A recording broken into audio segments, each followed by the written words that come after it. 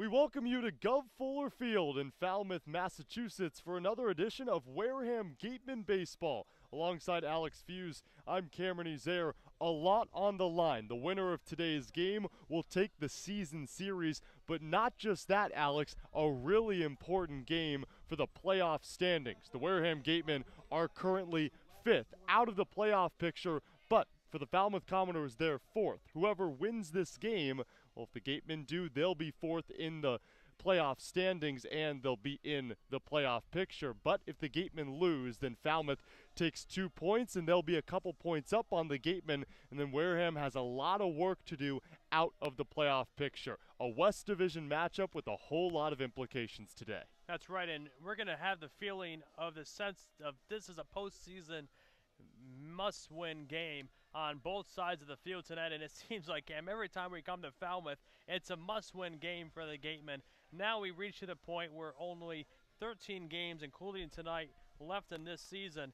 Everyone is a must-win now. Unfortunately for the Gatemen, a must-win in yesterday's matchup against the Hyannis Harbor Hawks quickly turned into a Harbor Hawk blowout. A 15-1 win for the Hyannis Harbor Hawks through just 7 innings because of darkness, a safety hazard, but that game was over anyway, and it wasn't pretty from the start. No, I mean, it was everyone all around. The team was out-pitched and out-hit, and that's what ultimately led to the worst loss of the summer, and just in comparative to scores. But this is you got to erase it. You got to turn the page and hope to right the ship tonight. 3-game losing streak for the Gatemen, but something where they've been before and they've turned it around before, so they're just looking to do that once again here tonight. The last time the Wareham Gatemen played at Gov Fuller Field, a thrilling win for Wareham. 4-2, they scored 2 in the top of the 9th. What does Wareham have to do today to get off the schneid? Well, they have to pitch, right? We got to see something from Jack Sokol. We've seen him once before, and he didn't really have a lot of swing and miss stuff. He only had, I think, 1 or 2 strikeouts in the 4 or 5 innings he went, and that's something where it could be a little worrisome if you are Harvey Shapiro with him on the mound tonight, because when you don't have swing and miss stuff, that means you are getting hit. So whether or not that's ground balls or flyouts or what have you not, that's what's going to be the key for Jack Sokol tonight. And then it's the bullpen. Who comes in out of the game? We haven't seen really the best bullpen arm in Cam Weston since this Gateman team played here on Sunday. So it should be interesting to see once Sokol comes out of the game, who do the Gatemen turn to hopefully keep them either ahead or in the game.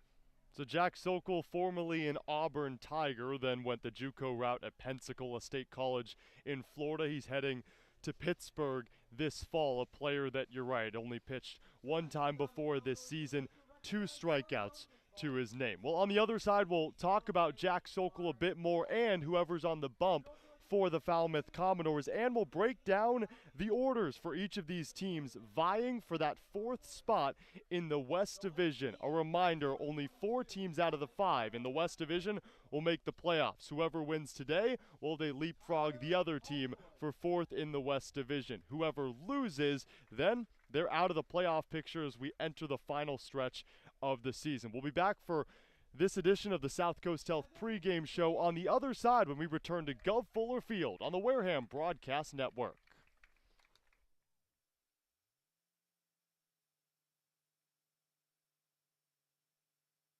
Summer is here, and we are finally back to enjoying all our favorite outdoor activities. As temperatures rise, so does the risk for unexpected injuries. South Coast Health urgent care centers are open, safe, and here to provide the care you need when you need it. Our 7 locations are open 7 days a week, 8 a.m. to 8 p.m. Monday through Friday, and 9 a.m. to 5 p.m. on Saturday and Sunday. Walk-ins are welcome, and having a South Coast Health physician is not required. Visit southcoast.org/urgent care to check wait times and reserve your spot today.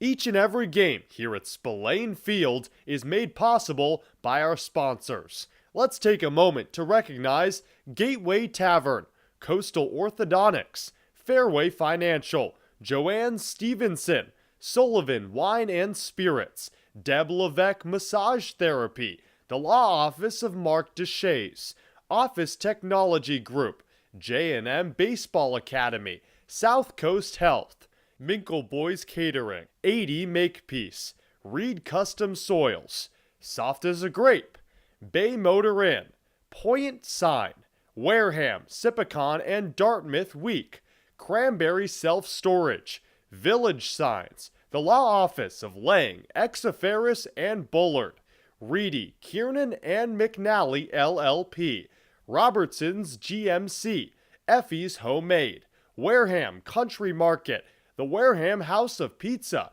Robbery's Tree Service, Patty Wild, Onset Bay Association, Select PT, El Mariachi, Water Whiz, and Cool Cone. Thank you once again to our sponsors of your Wareham Gatemen.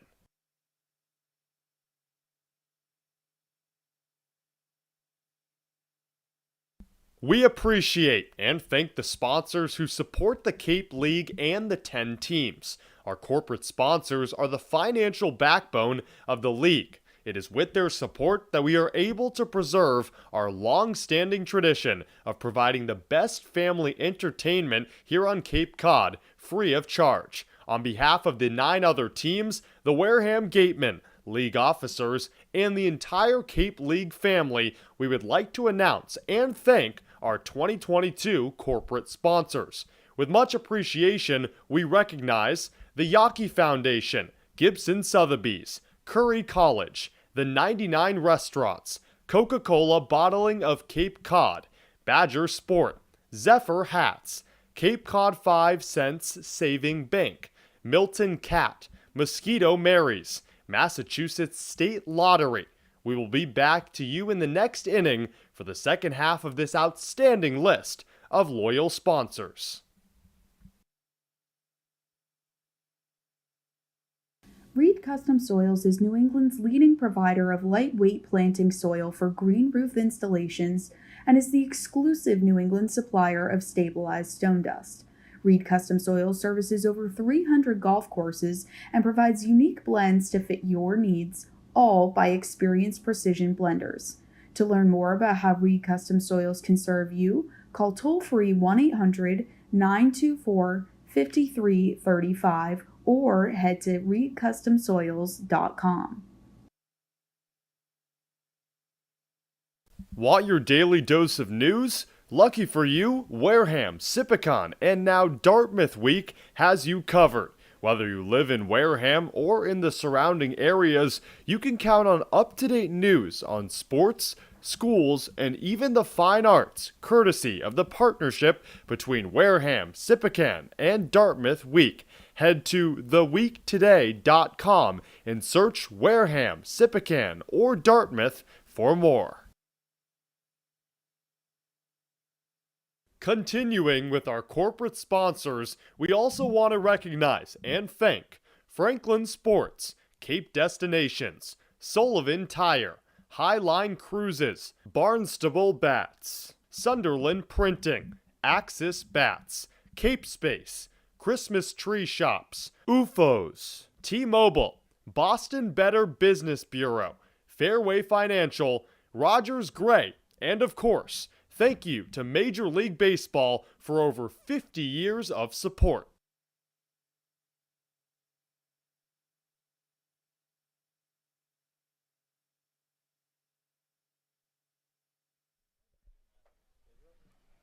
We're back at Gov Fuller Field in Falmouth, Massachusetts. The Wareham Gatemen currently sitting in 5th in the West Division standings, while the Falmouth Commodores are in 4th. Alongside Alex Feuz, I'm Cameron Ezeir. Why that is important is both these teams are tied at 26 points, and the winner, well, they'll stay in the playoff picture, while the loser completely drops out of it as we continue the final stretch of the regular season. This is game 31 of 44 in the Cape Cod Baseball League season. The Gatemen and the Commodores. Let's break down the lineup for the Wareham Gatemen. Chase Davis leading things off. Really good to see him back after suffering what looked like a foot injury on Tuesday. Then it's Max Anderson out of the 2-hole for the first time this season. Ryan Campos, the designated hitter out of Arizona State, batting third for the first time this season as well. The same story for Hogan Windisch, the left fielder, known as a 2-hole hitter, but is batting cleanup out of UNC Greensboro. Then it's Kellum Clark, Blake Wright, Carter Graham out of Stanford, the first baseman, getting some run after not playing yesterday, Jack Hausinger, and Devin Burks. When you peer over that lineup, what stands out? I think Windisch batting cleanup, right? He was really one of the most consistent hitters in this Gateman lineup all season long, but he's going to have to really come up big tonight. And Ryan Campos, a really great hitter that likes to get on base in the 3 spot tonight, but it's so great to see Chase Davis back leading things off. The Gateman offense is so much better with him in it.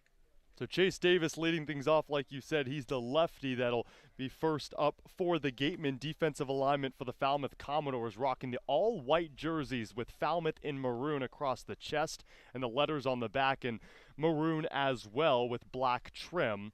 From third to first, Colby Halter, Alex Mooney, Jack Nicklaus, not to be confused with the former professional golfer. This is Jack Nicklaus out of Oklahoma. He's at second. Jacob Walsh at first. Josiah Cromwick is behind the dish on his padding right now, catching a few warm-up pitches from the starting pitcher for the Commodores. We'll get there in a second. Corey Collins out of Georgia in left. Andrew Pinckney out of Alabama in center. And then it's Drew Brutcher winding things out in right field. For the starting pitcher out of Long Beach State, he's currently in the transfer portal, but this is a guy with a whole lot of good stuff. And Jerron Watts Brown just wrapped up his freshman season, in which he had a strikeout to walk ratio of 4-1. 111 strikeouts and over 70 innings of work, and he's going up against a Wareham team that ranks top half on the Cape in batting average, but it'll be no easy test both ways with Watts Brown on the mound. It's a Gateman offense, like you said, Cam. They're really a great offensive team, but they can't get the big hits. They've left the bases loaded, it seems like, I think 6 times in the last 4 games.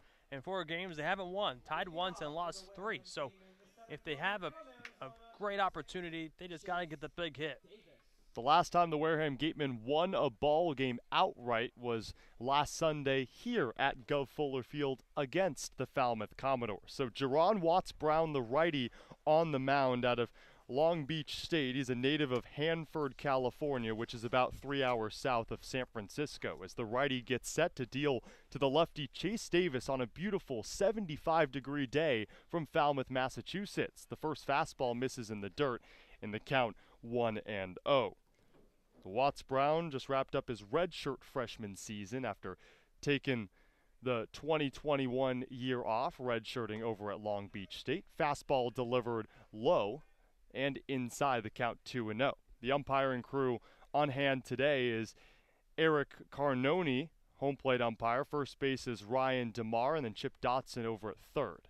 2-0 delivery, another fastball. For a player in Jerron Watts Brown that's known for his fastball, low 90s, can top at 96, as a slider, curveball, and changeup as well. Chase Davis ahead of the count. Righty on lefty, 3-0 delivery. Off speed misses outside, and Chase Davis walks on 4 pitches. A great start for a Gateman team that has been reeling as of late. Yeah, that's his 3rd walk of the summer, and Davis leading things off tonight. That's exactly what he has to do. Get on base, and with really the best hitter in this lineup right now in Max Anderson, bringing him up to the plate. Unfamiliar territory, though, for the Nebraska Cornhusker. He's batting second for the first time this season, is the 3rd baseman. Righty on righty, Watts Brown gets set at the letters, looks down at the mound, delivers the pitch. Fastball called strike on the inner half at 91 miles per hour. Max Anderson, the .287 batting average. Watts Brown drops to the letters, already turned. Here's the 0-1 pitch, breaking ball lifted to shallow left. Moving in, easily making the grab is Corey Collins out there in left field, and there's 1 away. That'll give way to Ryan Campos, the designated hitter. Now, Campos has batted out of the 2-hole. We've seen him in the middle of the order as well as the bottom of the lineup earlier this season. But out of the 3 spot, this is the first time we've seen the Arizona State Sun Devil in this spot. He's wrapped up his redshirt freshman year at Arizona State, in which he led the Sun Devils with a .357 batting average. Righty on lefty, runner at first, one away. Fastball misses inside off the plate. Jerron Watts-Brown, this is his 6th start on the Cape, a 1-3 record with a 5.68 ERA, 19 innings of work over those previous 5 starts, 24 strikeouts, 10 walks. Watts-Brown kicks and delivers the 1-0. Strike inside corner, count 1-1. A player in Watts-Brown that led the Dirtbags in strikeouts with 111, and that is not an insult. That's the nickname for Long Beach State. 1-1. Fastball at 91 clips the inside corner, count 1-2. Also has the single season strikeout per 9 record over at Long Beach State. 13.62 strikeouts per 9 innings. Chase Davis off at first. 1 ball, 2 strikes the count to Campos with 1 away in the top of the first. The kick in the fire. Breaking ball in the dirt bounces by the left shoulder of Josiah Cromwick behind the dish. Chase Davis advances over to second. It's the first time we've seen Chase Davis on his horse after limping out of the batter's box against Chatham on Tuesday. It's a player whose mobility was all over the place this past week, but he seems to be fine and is not favoring any foot, which is great and a really good sign for a Gateman team that needs him in this lineup. Watts-Brown set at the neck, drops to the letters. Looks off at second, 2-2. Fastball low, bounces in the dirt at 90.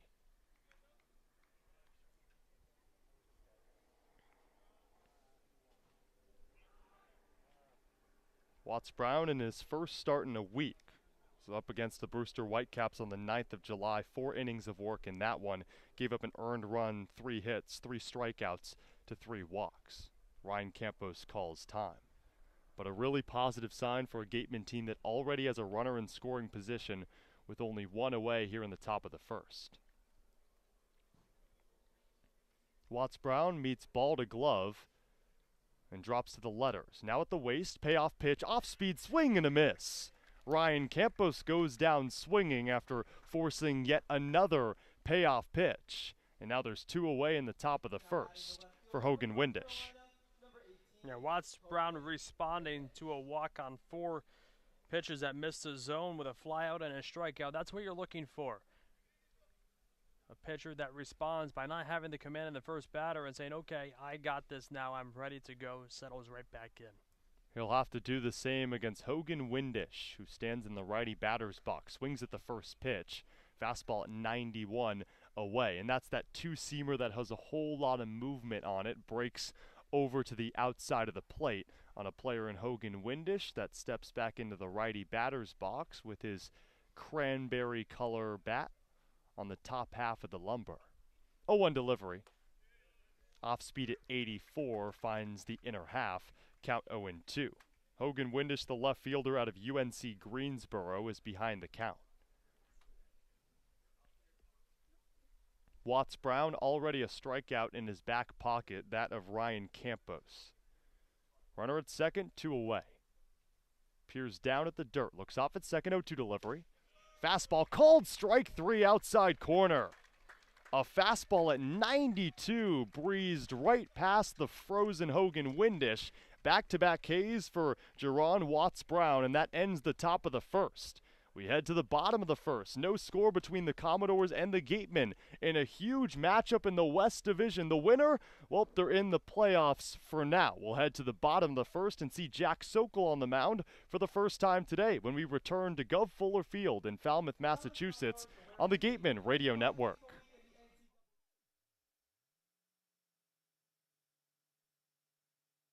Curry College is where you go to become anything you want. Curry prepares students to engage in successful careers with learning beyond the classroom. Explore undergraduate programs, NCAA Division III athletics, and continuing education and graduate studies, including 5th-year master's programs at curry.edu.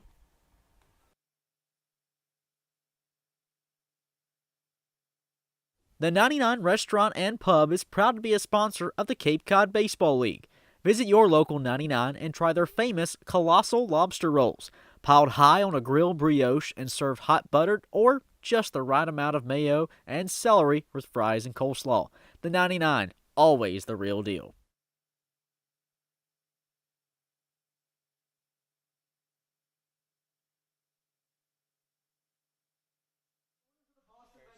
Back in Falmouth, Massachusetts, the Wareham Gatemen and the Falmouth Commodores scoreless after a half inning. Alongside Alex Feuz, I'm Cameron Ezeir. We're in the bottom of the first. Jack Sokol on the mound for the Wareham Gatemen for the second time this season. The first was back on the 9th of July against YD. No decision for Sokol. 4 innings of work, gave up 3 hits, 1 earned run, struck out just 2, walked 1 in 63 pitches. Now, here's the big thing with Jack Sokol. He's a strike thrower. 45 of those 63 in his first outing with the Gatemen were strikes.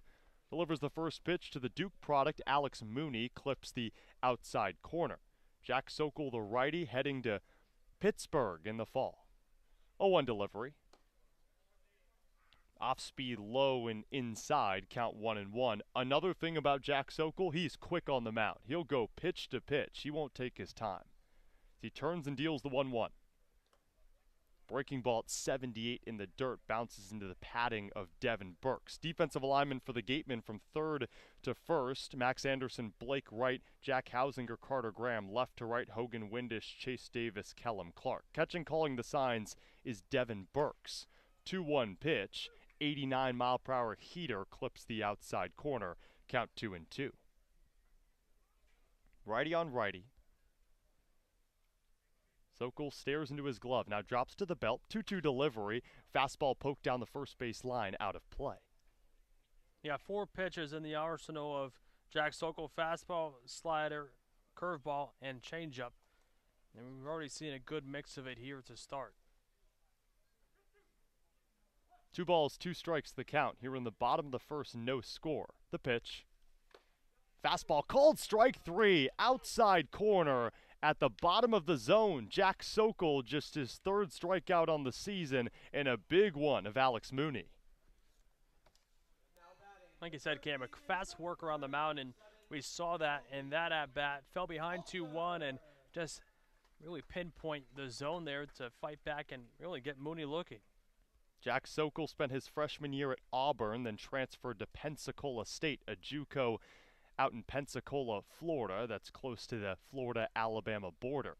Delivers a pitch, a breaking ball in the dirt to Colby Halter, and is now taking his talents to the ACC for the Pittsburgh Panthers in the fall. As Colby Halter stands in, the lefty out of Florida, rising junior, 6'2", 197. Sokol stares into his glove, drops to the waist, turns, deals the 1-0. Misses up and outside.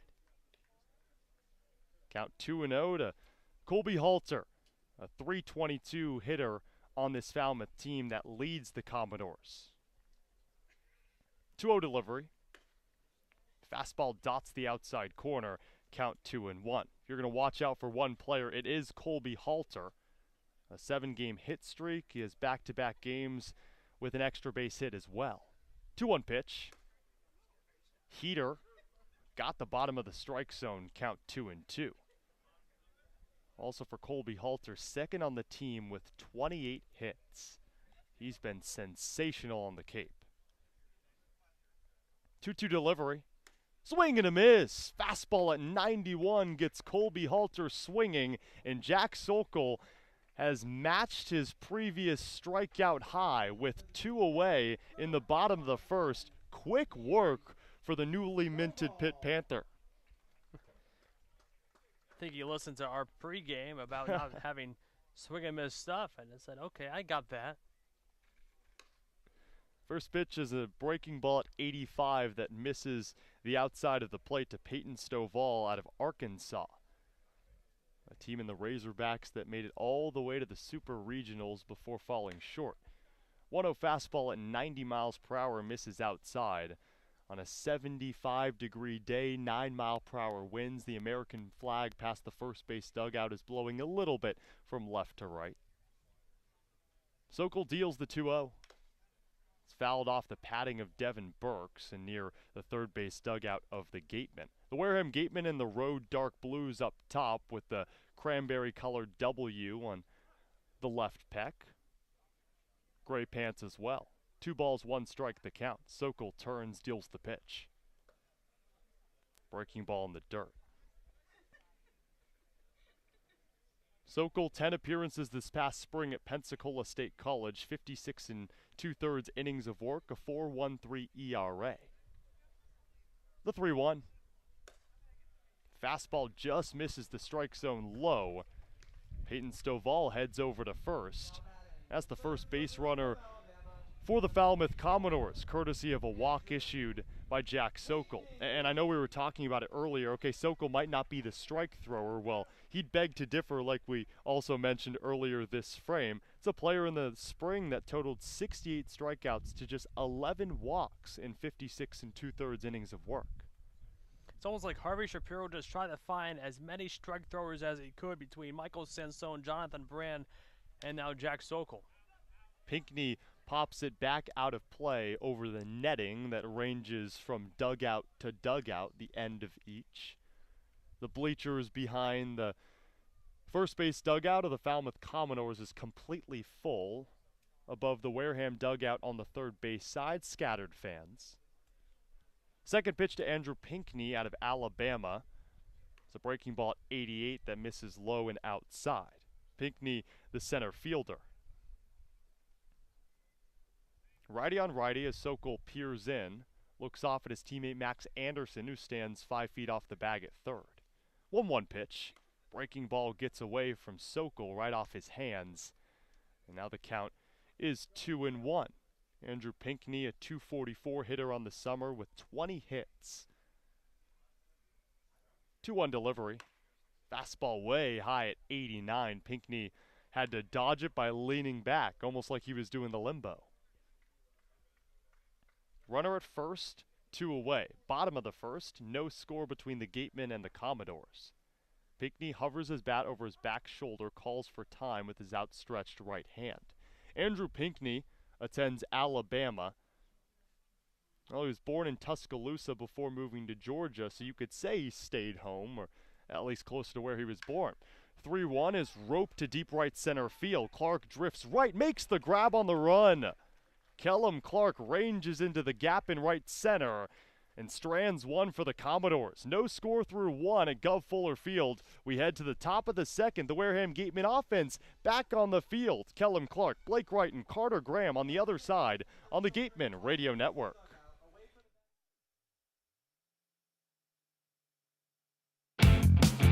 Mosquito bites and ticks. No, yikes! When the bugs get scary, just call Mosquito Mary's 866 Ask Mary or visit us at mosquitomarys.com.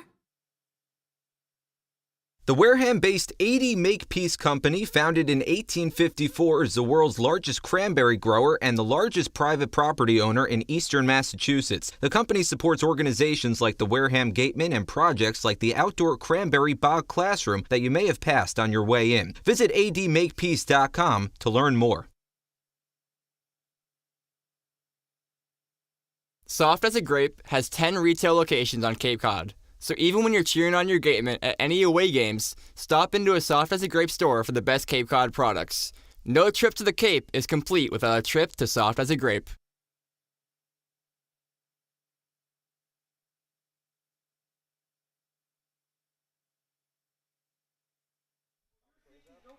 It's a beautiful day on the Cape, but Alex, when is it not? We're here at Gov Fuller Field in Falmouth, Massachusetts for a West Division matchup between the Commodores and the Gatemen. These two teams matched up last Sunday. It was a 4-2 Wareham win. Since then, the Gatemen haven't won a game. They tied on Tuesday against Chatham in a real odd game that only went 5 innings, and then they've lost 3 straight. So looking to get back on track for a Wareham team that sits at 11-15-4, 26 points in the standings. The Falmouth Commodores 12-16-2, also 26 points.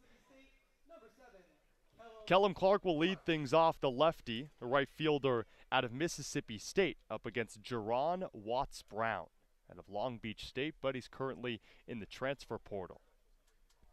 Blake Wright and Carter Graham behind Clark. First pitch to Clark is a fastball high, and this is really interesting. Jerron Watts-Brown, after sitting out his first season, redshirted it. He made his college debut as he delivers the pitch to Kellum Clark. Check swing. Clark did not go as the ball missed low, the count 2-0.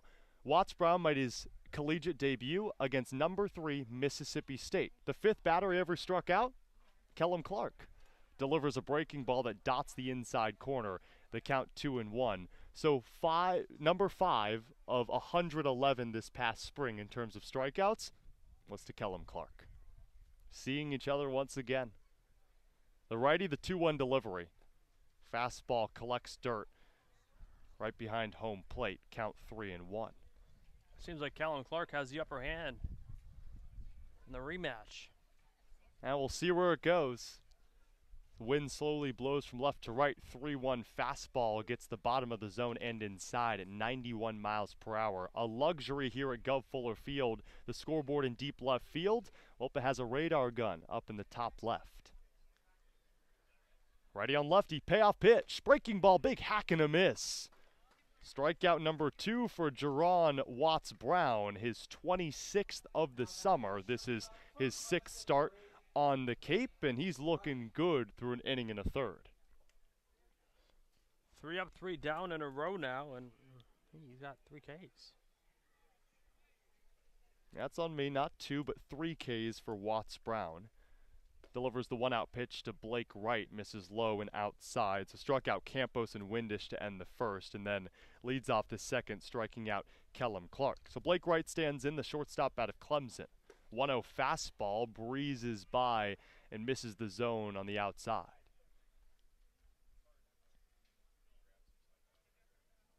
Blake Wright had a 2-for-3 day yesterday in the loss to Hyannis. 2-0. Fastball lifted to deep right. Making the catch easily as Drew Brutcher didn't even have to get out of his stance out there in deep right field. And there's 2 away in the top of the second in a scoreless ball game. I've never seen that before. As soon as Wright made contact with a fly, he lost his helmet before even leaving the box. You're right. The helmet that rocks a W on it for the gateman was just sitting right where Blake Wright was in the righty batter's box. You know, Eduardo Nunez on the Yankees would always lose his helmet.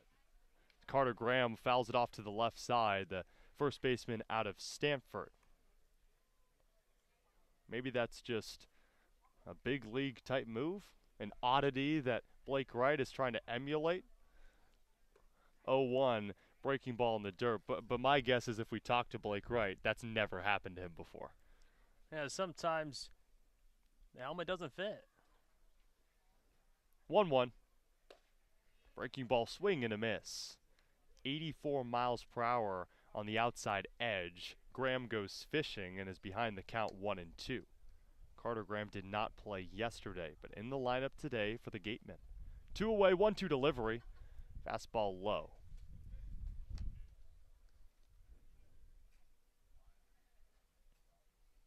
Carter Graham in limited time this summer, a 189 hitter with just 7 knocks. 2-2 pitch. Heater misses down in the dirt and inside at 91. Carter Graham out of Stanford, standing at 6'2", weighing 220. The rising junior for the Cardinal. Payoff pitch, breaking ball, big hack and a miss. Jerron Watts-Brown is in a groove right now. Through 2 innings, he struck out 4 and 2 in each inning. We head to the bottom of the second. No score between the Gatemen and the Commodores. We'll see the Commodore offense for the second time today when we return on the Gatemen Radio Network.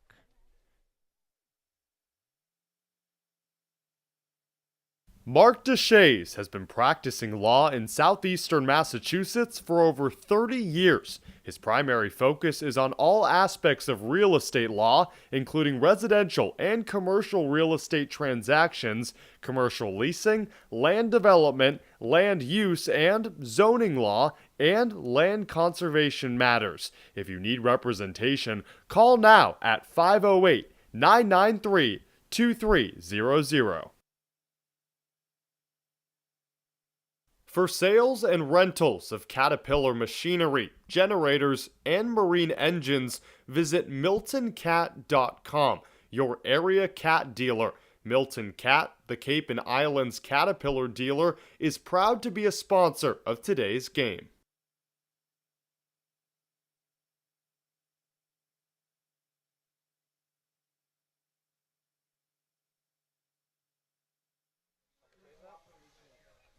In the bottom of the second, scoreless ball game between a pair of West Division foes in the Falmouth Commodores and the Wareham Gatemen. Alongside Alex Feuz, I'm Cameron Ezeir. It'll be the 5, 6, 7 hitters for the Commodores: Jacob Walsh, Josiah Cromwick, and Drew Brutcher.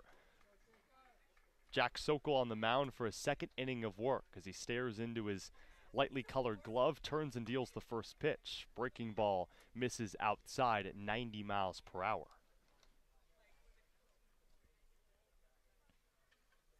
Sokol readies the 1-0. The pitch. 83 on an off-speed, dots the outside corner. Count 1-1 to Jacob Walsh, the lefty out of Oregon, rising sophomore, just wrapped up his freshman year. 1-1 misses in the dirt, and in that freshman campaign, 67 hits, 38 ribbies. 22 multi-hit games for Jacob Walsh. Wow, what a first season in the Pacific Northwest. 2-1 delivery, the lefty Walsh. Hard hit over to the left side and through. Base hit for Walsh. That's his 17th of the summer and the first for the Commodores today. Just went the other way with it and lined it right past Blake Wright, who tried to make a diving stop but couldn't get there in time. Which will give way to Josiah Cromwick, the collegiate teammate of Jacob Walsh over at Oregon. Righty on righty, Cromwick, the rising junior, 6'2", 205. First pitch is a fastball at 88 and misses outside.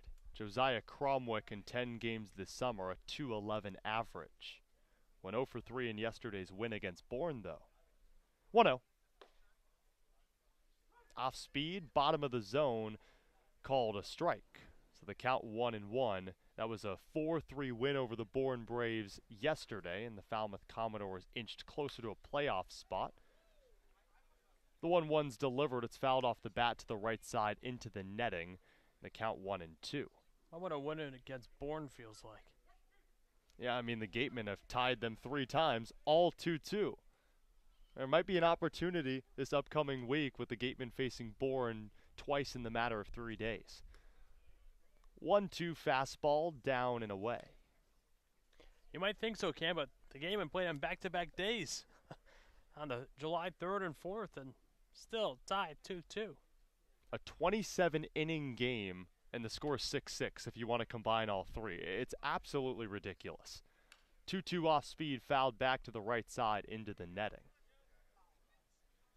One of 2 teams the Gatemen have yet to beat this season, the other the Chatham Anglers. They'll have that opportunity this upcoming Wednesday. 2-2 pitch, runner goes off speed, high chopper left side. Anderson at third scoops it up, throws it over to first in time. And there's one away. Jacob Walsh advances to second. So 5-3 put out. Cromwick does his job, advancing his collegiate teammate in Jacob Walsh. Gives away to Drew Brutcher out of the University of South Florida, the Bulls, playing right field today. Brutcher, a 209 hitter. This is 26th game on the Cape this summer. Righty on lefty. Brutcher hovers his bat over his back shoulder. Sokol already turned. He's set at the waist. Looks off at second twice. Oh, an elongated look there. First pitch off speed outside. The count 1-0. Drew Brutcher entered this past spring as a 2022 preseason all-conference team member. Then he went on to lead his team in homers with 13 despite missing a month of the season. How about that? Efficiency at an all-time high for Brutcher. 1-0. Fastball down the pipe, and the count 1-1. So Jacob Walsh represents the first runner in scoring position For the Falmouth Commodores, he's at second. There's one away in the bottom of the second in a scoreless ball game between the Gatemen and the Commodores. Drew Brutcher up at the plate for the first time today. 1-1 delivery. Fastball, foul tip into the glove of Burks. That's strike 2. Drew Brutcher riding a 10-game hit streak. Also has 8 ribbies during that little streak of his. Sokol likes the sign.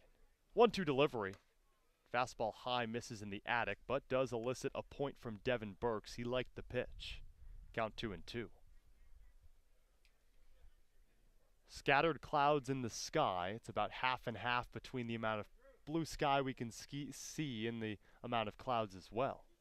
Runner at second, one away. Scoreless ball game. Sokol looks off that way.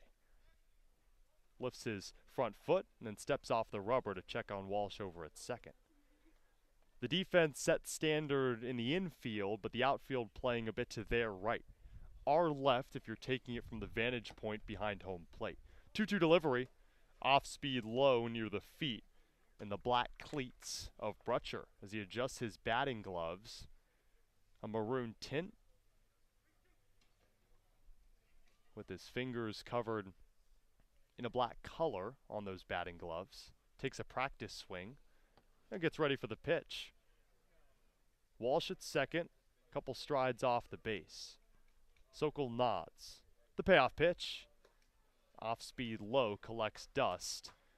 Brutcher throws his bat toward the first base dugout, trots over to first. The second walk given up by Jack Sokol, that's more than he allowed in his first start just 7 days ago.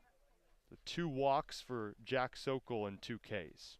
Yeah, going to have to settle back down. The good thing, though, it still keeps a double play ball in effect. You'll start seeing Wright and Hausinger play close to the second base backs, especially to hold Walsh on there. So it's Blake Wright, the shortstop, that is playing closer to second base. A smidge over to his left.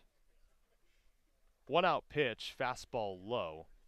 To the lefty, Corey Collins, one of 3 lefties at the bottom of the order, the center fielder out of Georgia, the rising senior, 6'2", 220. This is 19th game on the Cape. Only a 143 hitter, though. Sokol adjusts the red lip of his hat, now drops the ball near his back hip, meets ball to glove at the waist. 1 away and 2 on. 1-0 pitch.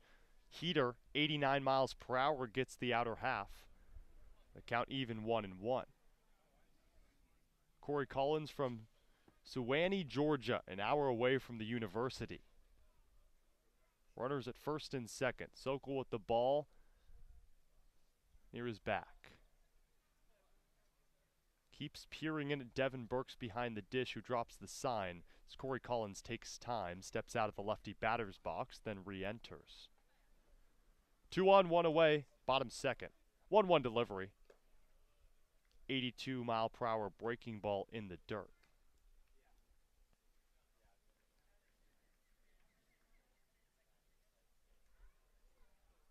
Jack Sokol, no decision on his record, but his team did lose to YD in his start a week ago. His glove is on his front hip. That's his left hip as he meets ball to glove at the waist. 2-1 delivery. Fastball at 89, high and away. Devin Burks calls time, heads out to the bump to talk it over with Sokol. Early on, Alex, it looked like Sokol was dealing in the first, but has struggled with his command ever since. Yeah, this is his second inning of the night, and he's been trying to work in his 4 pitches this inning from what we've seen. He really relied on a fastball and his curveball in the first inning, and has worked in his slider and changeup, and really nothing's been hitting, and really his fastball has been his go-to pitch here. But with a contact pitcher, you can't rely on your fastball too much because, well, it could get hit. And that's why Jack Sokol is locating the corners rather than going down the plate. Falmouth has taken advantage when he's left a ball up over the heart of the plate. 2 on, 1 away. Sokol looks off at second. Now twice. 3-1 pitch. Fastball at 88. Home plate umpire Eric Carnoni thought about it for a second but called strike 2 on the outer half. The lefty Corey Collins takes his time, lodges his bat near his left armpit, and now readjusts in the batter's box. 3-2 pitch. Fastball popped up left side, out of play. Jack Sokol is a part of a pitching staff that's really struggled this season. 2-11 on the year with a 4.58 ERA, but it's a player in Sokol that just showed up for the Skateman team, and he's looking to turn that trend around. Runners at first and second, one away. Payoff pitch. Oh, just missed high and away on an 89-mile-per-hour fastball. Back-to-back walks drawn by the Commodores. And now the bases are juiced with only one away in the bottom of the second. That's a tough one. Sokol wanted that call. Yeah, that loads the bases now, and 2 out of the 3 reasons the bases are loaded is by walks, and that's not something you want to do, and especially works the pitch count up.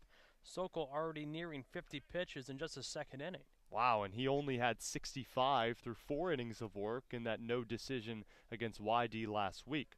Well, it gives way to the lefty Jackson Nicholas, the rising sophomore out of Oklahoma. The lefty stands in. Bases loaded, one away. The pitch. Breaking ball outside. Count 1-0. So Jackson Nicholas, only 1 hit on the summer. 0 for 3 yesterday in the win against Bourne. 0 for 9 in his last 4 games. So if you want someone at the plate, well, it's Nicholas. 1-0.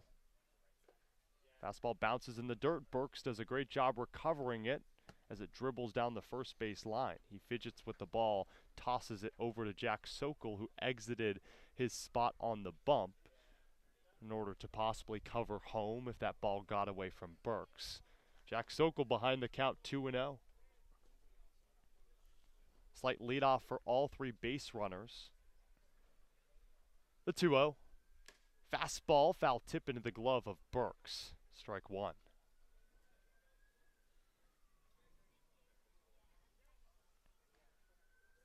The backstop, really one of the shortest in the league, probably about 15 feet between home plate and the backstop. Fastball in the 2-1 misses inside, and the positive for the gatemen, or really whoever's on the defensive side, is if it ricochets off the backstop, it'll probably bounce right to the catcher. All brick. 3 balls, 1 strike, the count. The 1-out pitch. Fastball gets the outer half of the strike zone. Now Jack Sokol in a precarious position, bases loaded. He's walked 2 straight. There's only 1 away, and the count is full. Throws a ball, a run is walked home. A strike, and ooh, that could mean a lot. The payoff, grounded over to the right side. Carter Graham turns over to second for 1. Back to first, got him! Carter Graham to Blake Wright, right back to Graham. And that's huge for a Gateman team that strands 3 Commodores on the base paths. Still a scoreless game as we head to the top of the 3rd. The Gatemen and the Commodores in a stalemate early on in this one. We'll be back for more Wareham Gateman baseball when we return to the Gateman Radio Network.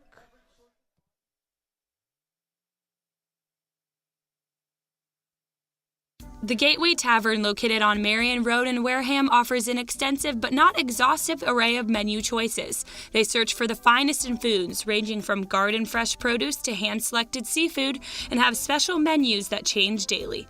The Gateway Tavern is proud to be the official helmet of the Wareham Gatemen. We want our money to work as hard for us when we retire as we did working to accumulate it. My name is Steve Anzoni, and I am president of Fairway Financial Insurance Agency. Money is just a tool to help you to do what you ultimately want to do, which is to travel, spend time with your kids, grandkids, and do other stuff.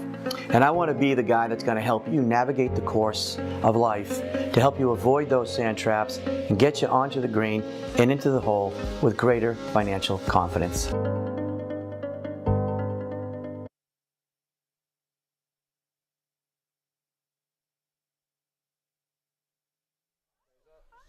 To the top of the 3rd we go. No score between the Commodores and the Gatemen. Alongside Alex Feuz, I'm Cameron Ezeir. 1 hit and 2 walks for the Falmouth Commodores in the 2nd, but they strand 3 on the base paths. For the Wareham Gatemen here in the 3rd, it'll be 8-9-1. Jack Hausinger, Devin Burks, Chase Davis. A lefty, a righty, and then a lefty.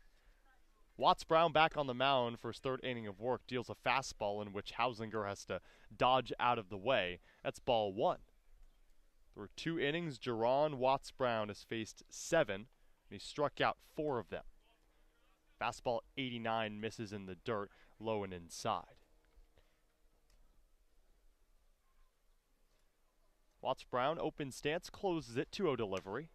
Hausinger swings, pops it up out of play over the netting to the left side. Well, it's a Gateman team that's been outscored 27-6 during this 3-game losing streak. 2-1 delivery. Count 3-1 as a fastball misses low, and that's just to say this Wareham offense has struggled mightily in the last couple of games. 3-1 delivery. Fastball roped to deep right field. It's ranging foul and will fall in foul territory. Was hooking foul the entire way. Again, close to 10-mile-per-hour winds today as they're ranging from right to left. And Hausinger hooked one all the way foul. Interesting dimensions here at Gov Fuller Field. Past the dugouts on both sides, there's some fencing that probably ranges about 15-20 feet, but then open space near the right and left field foul poles. No outs, payoff pitch. Fastball, loop to right center. Pinckney charges, dives, makes the grab. On the run, Andrew Pinckney has been phenomenal in center all season long, and he showcases it today. One away, top of the third. Dove and stole a hit away from Hausinger to start the inning, and if that's how you respond by leaving the bases loaded and stealing a hit away the next time up, you can't really do anything else if you're Falmouth right now. 1-out delivery to Devin Burks, who takes an off-speed that clipped the outer corner. At 81 from Jerron Watts Brown. Out of Long Beach State, he's in the transfer portal. Here's the 0-1 pitch. Fastball way high, misses in the attic. It actually drew Watts Brown off of the mound as he adjusted his hat, dusts away a bit of the dirt up there on the bump. Now retakes his post on the rubber.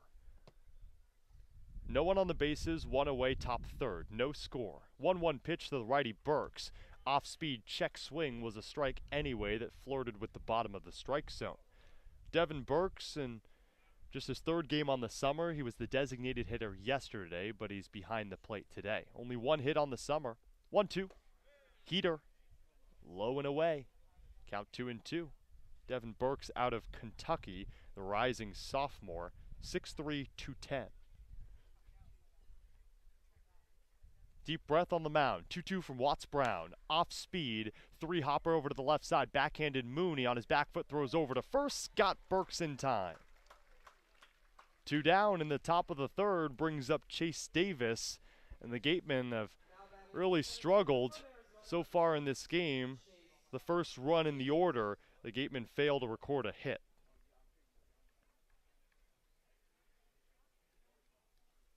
Chase Davis walked in the first. Represents the only base runner for the Gatemen today. And that's exactly what Chase Davis does. Rising junior out of Arizona. He's come to this team and been an offensive spark plug in limited time. First pitch.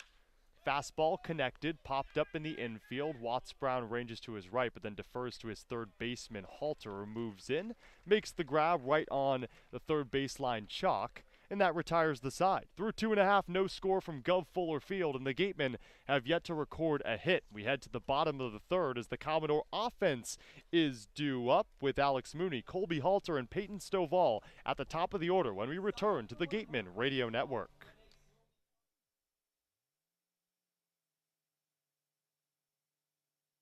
Gibson Sotheby's International Realty is proud to sponsor the Cape Cod Baseball League, offering residential sales and vacation rentals across the Cape.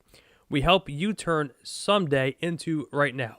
Each office is independently owned and operated. Sotheby's International Realty is a registered trademark.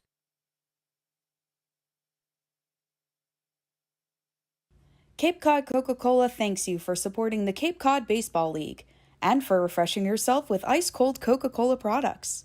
Please remember to recycle your empty bottles, cans, and all other recyclable materials. It only takes 6 recycled plastic bottles to make a new baseball cap.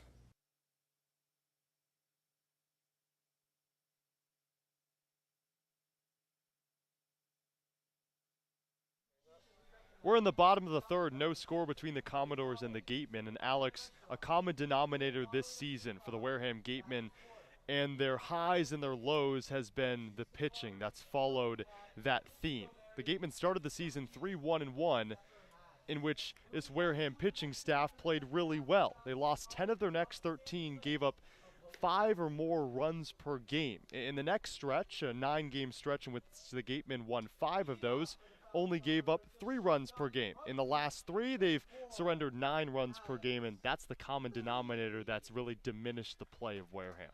Yeah, the pitching, I mean, you look at the breakdown of it. The ERA in the month of July, 10 points higher than it was in June at 450, but the opposing batting average this month alone, 277. That's way too high for a Gateman team that has clearly fallen off of a pace that looked so good in the middle of the season, in which they won 5 of 9 games. 1-0 delivery to Mooney, laced to left, base hit for the Duke Blue Devil. After striking out in the first, Alec Mooney gets a hold of Jack Sokol's number, and there's 1 on with no outs in the bottom of the third. And you're right, pitching as the season has progressed has just continued to struggle, in which the offense has been top half on the Cape in pretty much every category this entire season. Pitching has been bottom half, and at this point in the season, dead last in most categories. Colby Halter stands in the lefty. Prior to that, Jack Sokol will step off the rubber, throw it over to first to check on Alex Mooney. Colby Halter struck out in the first. The lefty stands in. Sokol readies the first pitch. Here's the deal. Fastball outside, off of the plate. Count 1-0. The one thing that the pitching has going for them that I like being as a baseball purist is, well, they don't walk many. Almost 3-to-1 walk ratio in the month of July alone, 37 to 113. That's what you're looking for. But again, when you have strike throwers, you're going to get hit, but got to get out of jams, and that's really what's hurt this team so far. 1-0. Fastball 88 out of the zone. And you're right, that's been the one positive of this pitching staff. Beyond what we saw from Michael Sansone and Jonathan Brand earlier this season. Of course, Brand no longer with the team, but they were phenomenal. This pitching staff just doesn't walk a lot of players. Halter fouls it over the netting to the left side. 3 walks per game, that's first on the Cape. So that's one thing that you can highlight in terms of this pitching staff and say, okay, Eddie Marco and company, you're doing something well. Sokol readies the 2-1 at the belt, delivers the pitch, fastball that breezes by the swinging lumber of Colby Halter. Mooney retreats back to first, the count 2-2. Colby Halter, .322 average. In his last 7 games is batting .407. Sokol checks on Mooney at first, who slides in head first into the bag. Righty on lefty, 2-2 delivery. Fastball fouled back to the left side into the netting. Gets a hold of it. Bounces off of that netting and onto the grass behind home plate. The sun starts to peer out over the clouds and the forest that surrounds Gov Fuller Field over down the left field line, as well as part of the outfield past left field and center. 2-2 pitch. Swing and a miss. Strike 3, Jack Sokol picks up his 3rd strikeout of the day, and there's 1 away in the bottom of the 3rd. And to strike out Colby Halter, who's the best hitting player on this team, twice, that's really impressive. Way out in front of it, battled back at the end there, and got a big strikeout. It's what you're looking for if you're Sokol. As he peers in over the heart of the plate at Peyton Stovall, who steps in, the lefty. 1-out pitch. Stovall swings away, pops it up into foul territory behind him. Shadows cover most of deep left field and part of the left side of the infield, as well as the front of the mound. The sun over the heart of the plate and in deep center and deep right. Here's the pitch on a fastball that misses outside. Yeah, patterned sun and shadows on the infield, but mostly sun in the outfield. A gorgeous day, 75 degrees at first pitch. 1 on, 1 away, no score. Bottom of the third. 1-1 fastball at 87 outside the zone. And I'm enjoying this cool weather. I know we were talking before the game, heat wave coming in next week. There's not going to be a day under 90 degrees for about 6 days straight. Oh, I know a couple days ago I was talking about the fact that it was 87 but felt like 89, which is a lot. When you're sitting here watching some baseball and the 2-1 off speed outside, count 3-1. Yes, we want sun on the Cape, but when it gets too hot and the humidity is too high, you get sticky and it's not a great feeling. Runner at first, 1 away. 3-1 delivery. Fastball sent to the gap in right center. Davis moves to his left, back at the wall, it bounces off the wall. Rounding third, coming home is Alex Mooney. The relay throw from Hausinger is over to Burke, so Mooney retreated back to third. Really smart by the third base coach as well as Alex Mooney to agree on him not coming home, because the relay from Davis over to Hausinger to Burke's behind the dish would have been well in time. Mooney took a long round across third base and then retreated about a third of the way to home plate. If there's any other center fielder outside of Chase Davis playing that position, it would be a 1-0 ball game right now. Chase Davis just saved that run right there. Unbelievable. What a powerful arm there in center field, and that's what Wareham has been missing. Of course, Chase Davis suffered a minor injury on Tuesday, and since him being out of the lineup, it's led to 3 straight losses. Not saying it's all on the fact that Chase Davis was out of the lineup, but it helps so much, and he brings such ample play into this lineup when he's there. Runners at second and third after the double from Peyton Stovall. Andrew Pinckney steps in, the center fielder. Righty on righty, off speed from Jack Sokol, got the bottom half of the zone. Chase Davis out there in center field is playing a smidge to his right. So the outfield is shifted over to the left for the center fielder and righty, Andrew Pinckney. Mooney at third, Stovall at second. 0-1. Off speed, lifted to the gap in left center. Windish ranges to his left. It bounces in the gap and one hops the wall. Coming home Mooney, getting the wave and scoring easily is Peyton Stovall. A 2 RBI double for Andrew Pinckney, and the Commodores get on the board first. Here in the bottom of the third, it's 2-0 Falmouth. Back-to-back doubles for the Falmouth Commodores, but Andrew Pinckney is able to drive in 2. Yeah, that's what happens when you have a strike thrower, right? And now Eddie Marco will go out to talk with Sokol to try to settle him down after facing 4 batters, 3 of them all well hit. And a must-win game for the Gatemen, just trying to reel this one back in quickly. It's a Gatemen team that's looking to avoid their second 4-game losing streak of the summer. They're already on a 3-game stretch in which they have dropped points. Eddie Marco's out there with the rest of his infield. What's the message to Jack Sokol right now? We'll try to figure out what that one pitch is other than his fastball that he can rely on. Every single hit that was recorded this inning that Falmouth saw from Sokol, it was his fastball, and he really hasn't had either a good off-speed pitch that he can rely to when he gets back in either a 2-2 count or a 1-2 count. It's really only been his fastball, and a strike thrower at heart to begin with. You can't rely on a fastball every single pitch. You'll get hit. We'll see what the saving grace is for Jack Sokol as Eddie Marco heads back to the dugout and the infield takes their respective posts. Andrew Pinckney, now on an 11-game hit streak, is over at second. At the plate is Jacob Walsh, the lefty, who singled back in the second. That was the first hit of the ball game for the Commodores.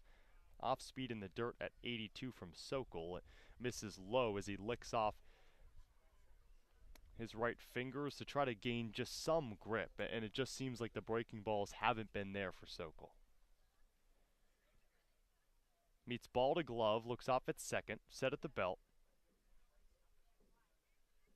Looks off at second 3 times, 1-0 delivery, fastball high and away, count 2-0.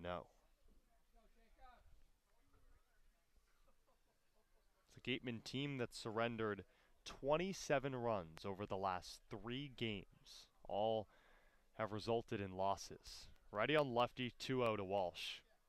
The lefty Walsh takes a pitch on the outside corner. It's called a strike on an 88-mile-per-hour fastball that had some movement on it. Well, Jacob Walsh out of the 5-hole. An Oregon duck. Slight bend of the knee. Here's the 2-1. Another fastball that gets the outer corner. And hey, if Jack Sokol can rely on that fastball but pick out his locations, then, it's fine with him throwing it so often. He's done it in the last 2 pitches.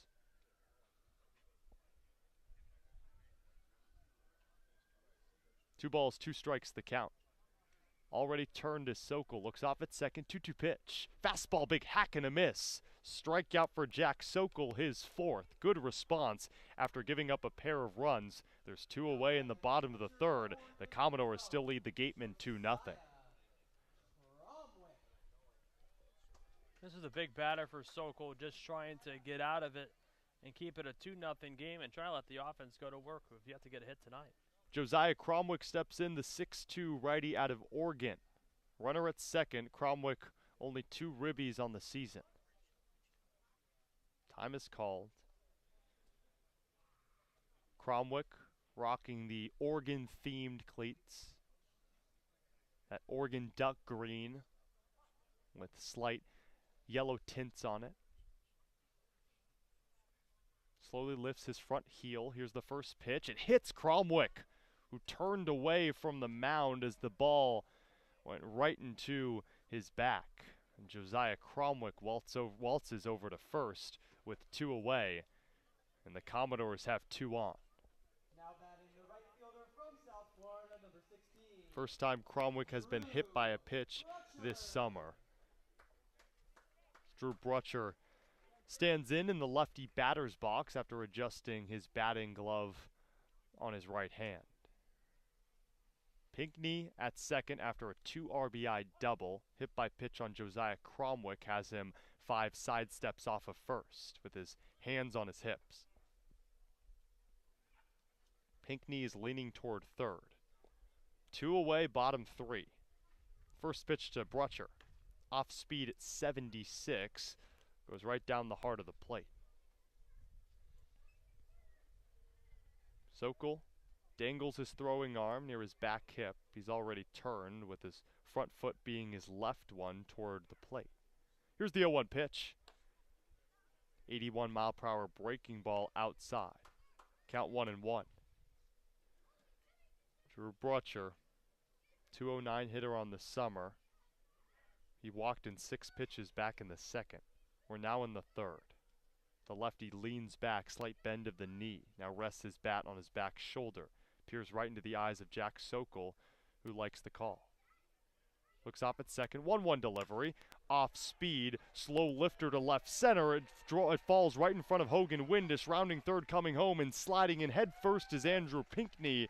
And that plates the 3rd run of the game for the Falmouth Commodores. There's still a runner at first and second, and the Doors now lead by 3. An RBI single for Drew Brutcher, his first hit and ribby of the day.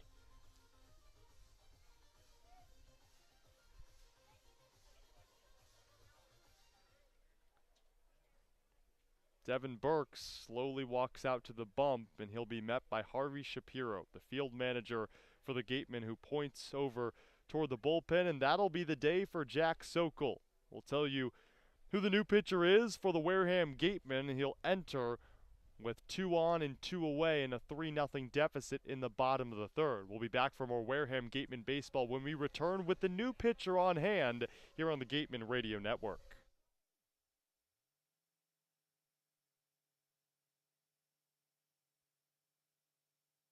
T-Mobile is proud to sponsor the Cape Cod Baseball League. T-Mobile believes that when small towns thrive, America thrives. That's why they're investing billions to bring fast, reliable, and affordable wireless service beyond the big cities to small towns across America. There's never been a better time to join T-Mobile. Visit T-Mobile.com/acrossamerica to find out more.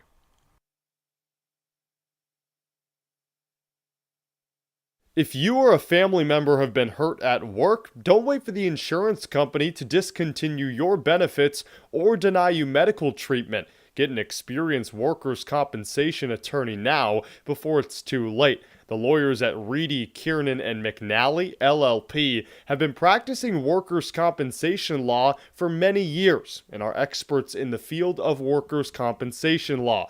Having the advantage of retaining an attorney early on may make all the difference in your case. Know your rights. Be prepared and contact Reedy, Kiernan, and McNally, LLP today. The firm is located at 267 Main Street in Wareham and 2318 Acushnet Avenue in New Bedford. Call 508-295-0286 or visit their website www.rkm-law.com.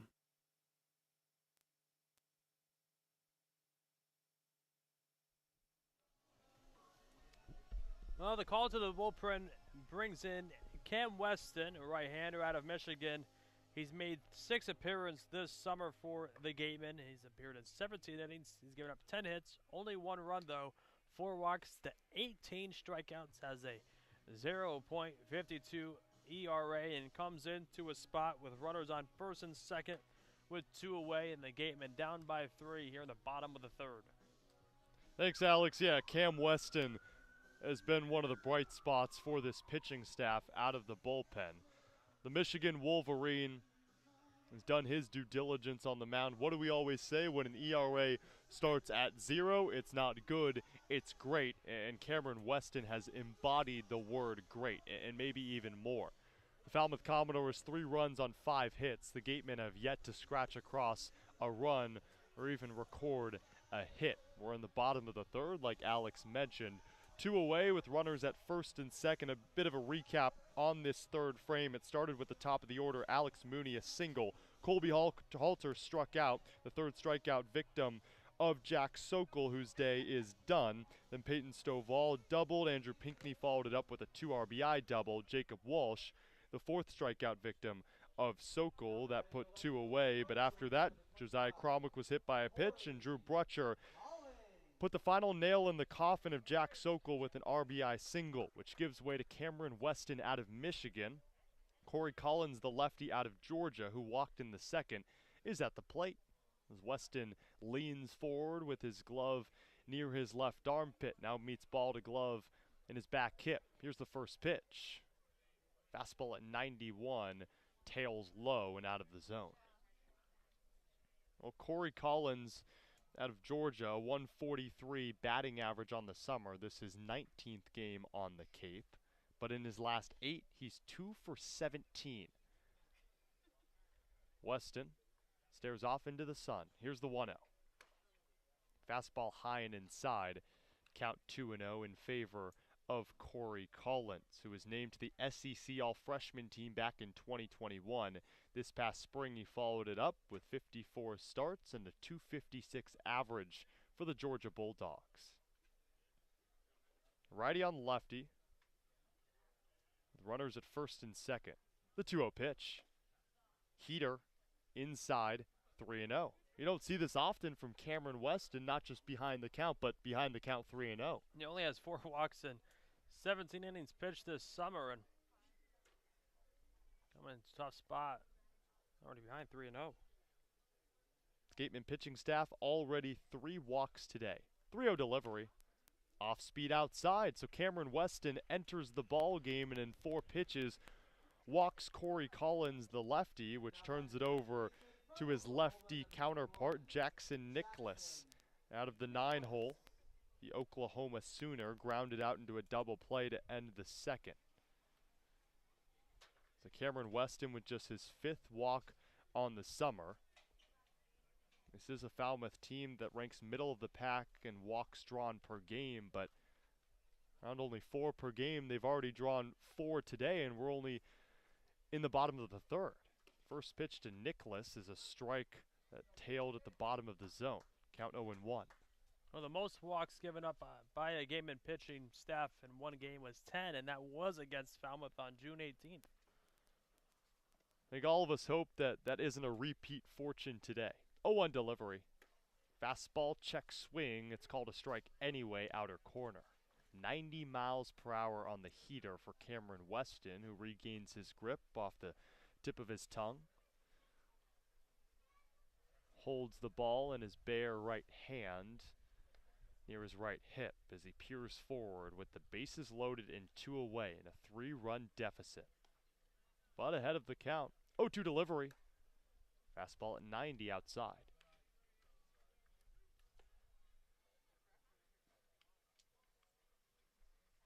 Back-to-back innings for the Commodores in which they've had the bases loaded. In the second inning, it was thwarted by your classic 3-6-3 double play. The 1-2. Fastball, swing and a miss. Strikeout for Cameron Weston, his 19th of the summer, and he does so with the Commodores leaving the bases juiced. But Falmouth does scratch across 3 runs, and they race Jack Sokol out of the ball game. Through 3, it's 3-0 Commodores over the Gatemen. We head to the top of the 4th when we return on the Gatemen Radio Network.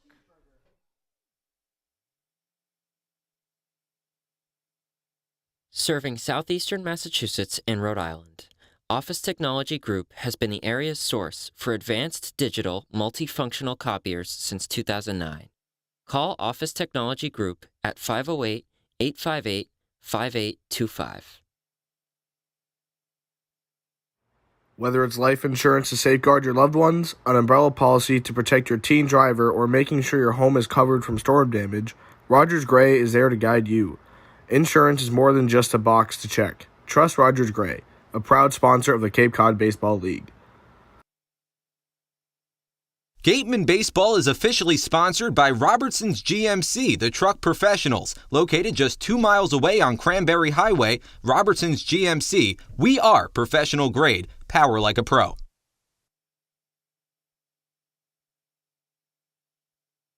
The Gatemen would like to thank Wareham Country Market for helping to feed the Gatemen players and staff after games. They are located about a quarter of a mile from the field on Route 6, offering a convenience store, a Dunkin' Donuts, and a deli.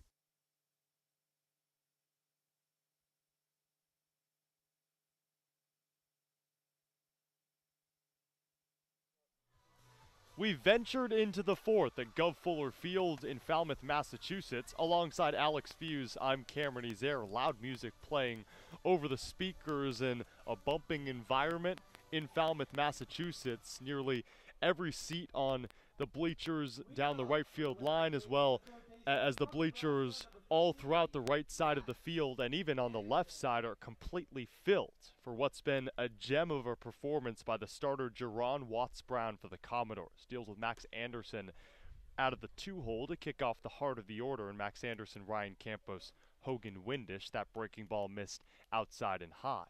Righty on righty, here's the 1-0. Anderson takes, it breezes by the glove of Josiah Cromwick all the way to the backstop, and the count now 2-0. Jerron Watts-Brown has retired 9 straight ever since walking Chase Davis to open up this game. Back-to-back 1-2-3 innings, 4 strikeouts in his back pocket as well. Deals the 2-0.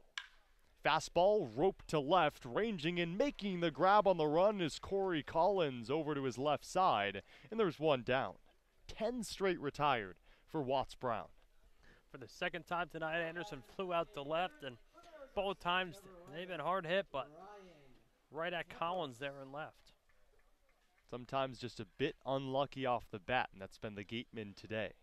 As Ryan Campos stands in, he was the first strikeout victim of Jerron Watts-Brown back in the 1st.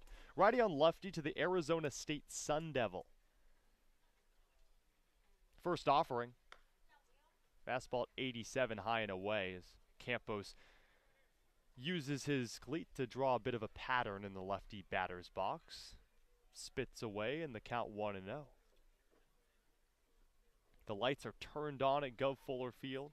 1-0 looming. Slow loop route to shallow left. It'll fall for a base hit. Ryan Campos records the first base hit of the day for the Wareham Gatemen. He's at first with 1 away for Hogan Windish. And sometimes it's a bit unlucky off the bat, and sometimes it's just lucky off the contact, and that was exactly the result for Ryan Campos. Hogan Windish, the righty, wields his bat out of where it was laying near his back as he takes a swing on a breaking ball at 79 as it tailed down in the zone, the count 0-1. I talk about wielding because when Hogan Windish steps in the batter's box, it's like he's taking his bow out of, what is it called? Here's the 0-1 pitch, a fastball that misses outside. Is it a quilt?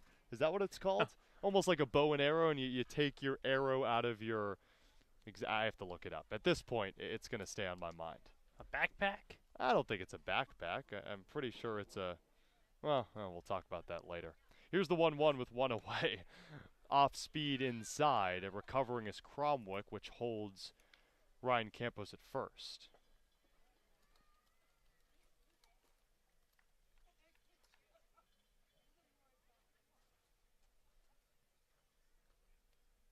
Yeah, it might not actually have a name. It could just be a bag. Well, I'm too into movies these days. 2 balls, 1 strike, the count. Watts Brown sets at the letters, peers down over his shoulder, 2-1 pitch, off speed at 79, clips the inside corner.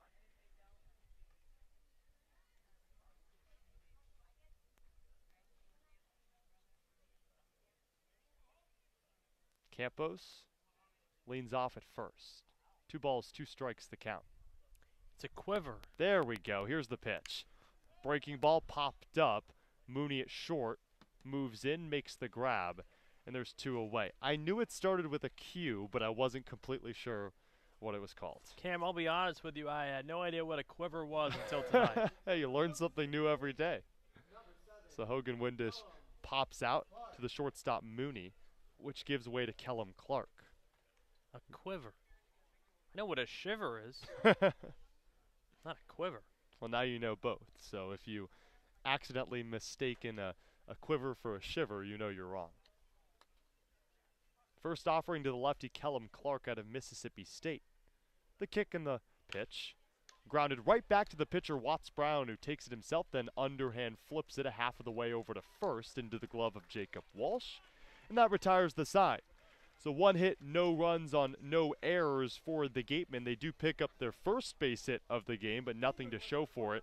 Through 3.5, it's 3-0 Falmouth over Wareham. We head to the bottom of the 4th at Gov Fuller Field when we return on the Gatemen Radio Network.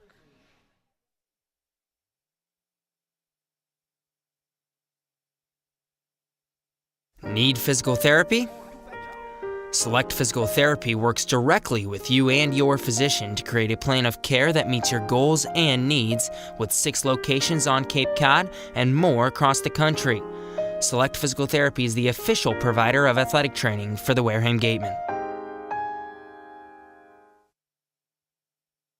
Wareham House of Pizza has been serving Wareham and Marion for over 40 years with steak and cheese, pizza, and subs. Located in Shaw's Plaza, head on over for pickup or let them deliver to you.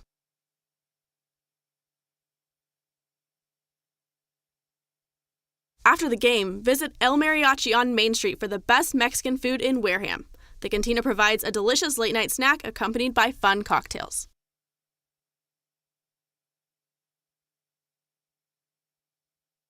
One of the Gatemen's favorite places for their post-game meals is Cool Cone, where you can get anything from fried clams and fried chicken to an ice cream sundae, and then top it all off with a round of mini golf. Cool Cone, located on Route 6 on the Wareham-Marion line.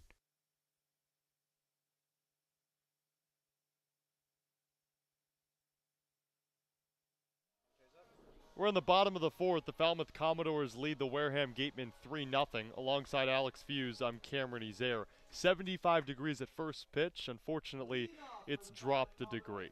It's still beautiful here on the Cape at 74 degrees in Falmouth. Cameron West in the first arm out of the pen is on the bump after relieving Jack Sokol, who was taken out in the 3rd. So he deals to the top of the order, and Alex Mooney, who couldn't hold up on a check swing in the count 0-1. Alex Mooney, he led off the 3rd, in which the Falmouth Commodores scored 3 runs and brought across 9 players to the plate. Single in the 3rd, he struck out in the 1st. 0-1 pitch, off speed, grounded to the left side and through. Base hit for Alex Mooney, his 2nd of the day, and we're only in the 4th. Now batting the third How about Alex Mooney? That's now 31 hits on the summer. That leads this team, and it gives way to Colby Halter, who's number 2 on hits. This Falmouth team with 28, but he struck out twice today. And comes against a guy that doesn't give up a lot of walks and not a lot of hits. That's only the 11th hit of the summer that Weston's given up. First pitch, strike inside corner, a fastball at 88, and a player in Colby Halter out of Florida that fidgets a whole lot in the lefty batter's box, almost like he's doing a shimmy. Reminds me of Joey Gallo. Well, they're both lefties. 0-1. Fastball, rope to the gap in left center. Windish ranges to his left, makes the grab. Mooney retreats back to first, and there's one away. It's exactly what you have to do if you're Cameron Weston. You want to force contact, well, allow it to fly up in the air and give your outfielders some sort of chance. Because in the third, Stovall and Pinckney hit a pair of doubles into each gap, and it didn't give an opportunity for any of the outfielders to make the grab. And on the mention of Peyton Stovall, he steps up to the plate. 1 for 1, a walk in the first, a double in the third. The 1-out pitch. Fastball connected to deep left center. Windish over to his left, makes the grab, and deja vu for Cameron Weston. There's 2 away. Well, at this point, Hogan Windish should just range to his left anyway. Been getting a lot of fly balls his way. Much easier, though, the last 2. Yeah, the last one that landed in front of him was off the bat of Andrew Pinckney, who hit a 2 RBI double back in the third. He steps in with 2 away and 1 on. Weston peers off at first. Mooney leads. The pitch, runner goes on a fastball inside, throw over from Burks. Hausinger tags, got him! What a throw from Devin Burks that led Jack Hausinger, who was covering second. He tagged out the attempting Alex Mooney, trying to swipe second, and that ends the inning. We head to the top of the 5th, and the defense comes up clutch for the Wareham Gatemen in a 3-0 ball game in favor of the Commodores. We'll be back for more Gatemen baseball when we return on the Wareham Radio Network.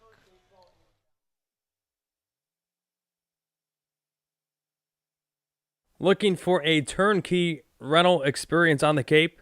Gibson Sotheby's International Realty has a dedicated team of rental professionals ready to provide homeowners and guests with exceptional service. For Cape Cod rentals, nothing compares. Each office is independently owned and operated. Sotheby's International Realty is a registered trademark.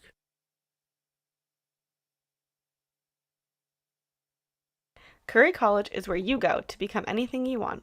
Curry prepares students to engage in successful careers with learning beyond the classroom. Explore undergraduate programs, including new majors in environmental science, sport and recreation management, graphic design, marketing, and computer science. Online at curry.edu.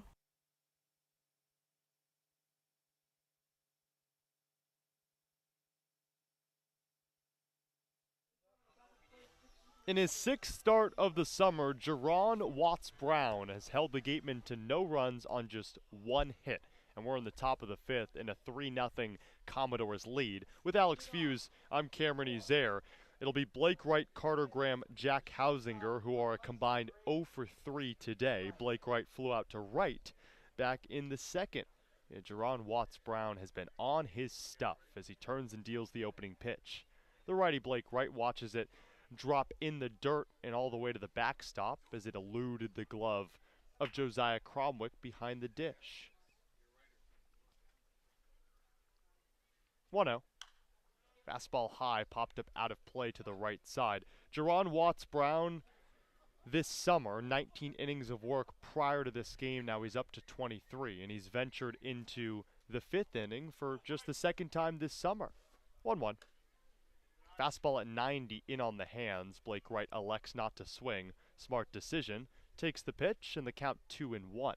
In that 5-inning outing for Watts-Brown, allowed 4 earned runs and 5 hits against Bourne. Slow chopper off the bat of Wright. Dribbles to the backstop. That was back on July 2nd against the Bourne Braves in Bourne. picked up the win in that one as he pitched 5 strong. Faced 21 batters, and although he gave up those 5 hits and 4 earned runs, he struck out 6 and didn't walk anybody. 2-2 fastball upstairs in the attic and misses outside at 91. Blake Wright has worked together a good AB. The payoff upcoming. Here's the pitch. Breaking ball, swing and a miss. Jerron Watts-Brown, have yourself a day. That's 5 Ks for the Long Beach State righty. And he's talking himself up as he walks behind the mound. 1 away, top 5. Carter Graham up at the plate, struck out in the second. The first baseman out of Stanford swings away at a breaking ball at 80 low. Good movement on the pitches of Watts-Brown. He's been fooling everyone on this Gateman team. Closes his stance, the 0-1 pitch. Off speed, lifted to right center. Ranging right, Brutcher dives, makes the grab. Wow! Drew Brutcher.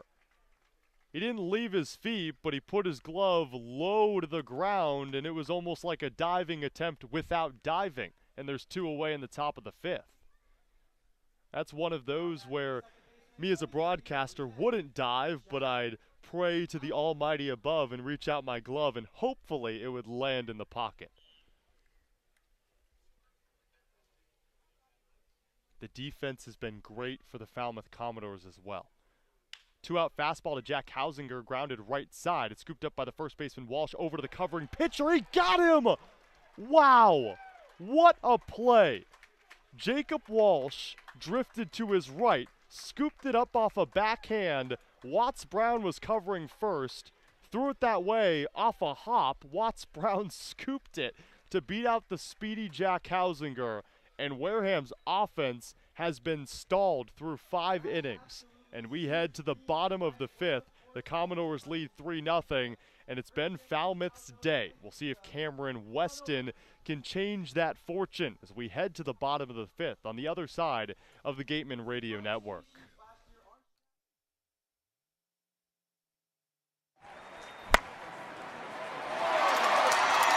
What's up, Gateman fans? Looking for Wareham jerseys, shirts, and hats? You can find all of that and more online at gateman.org/shop. Visit to get all your Gateman gear today.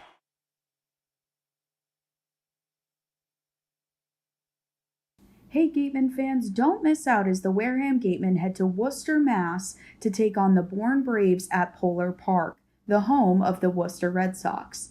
This special game at Polar Park takes place Monday, July 25th with a 6:45 first pitch. Tickets start at just $10, so head to gateman.org to get yours today.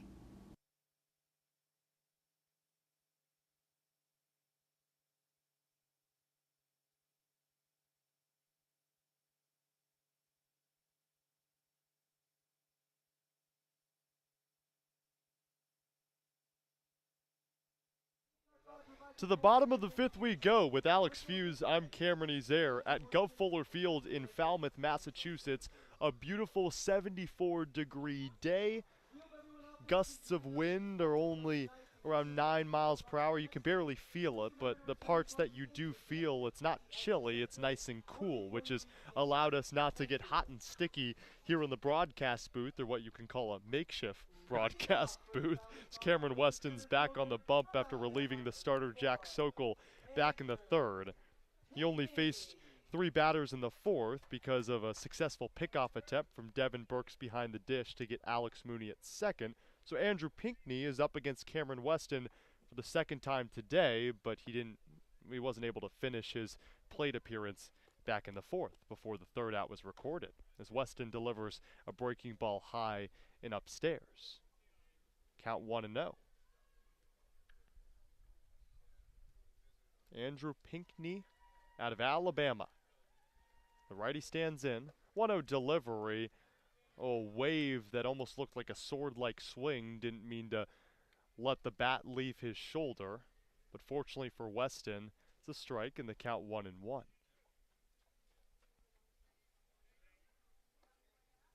Here's the 1-1 pitch. Off speed, Weston has gone 3 straight breaking balls. That one successful as it clipped the bottom of the zone. Count 1-2. Player Andrew Pinkney that had a 2 RBI double in the third and that extended his hit streak up to 11 games. 1 ball, 2 strikes the count. The pitch. Breaking ball again, cut on and miss. Burks drops it, recovers, throws over to first just in time. And that's the second K for Cameron Weston as Burks finished it off. And Weston has looked himself between the last setting and this one here. Just pure dominant on the mound, and that's what we need right now if you're the Gatemen. Entered this game with a .52 ERA. 18 Ks to just 4 walks. He deals to the lefty Jacob Walsh. Here's the 1-out pitch. Fastball down the pipe, count 0-1. 90 miles per hour on the radar gun on top of the scoreboard out in deep left. Weston takes a deep breath. Turns and deals the 0-1. Fastball cut on and missed, count 0-2. One that was delivered low. Walsh fanned at it. 1 for 2 day for Jacob Walsh, singled in the second, struck out in the third. Weston gets set, readies the 0-2 pitch. Breaking ball chopped to the left side, foul, into the dugout of the Wareham Gatemen. Someone made a good catch over there. Tough from our vantage point to see who, but a great play.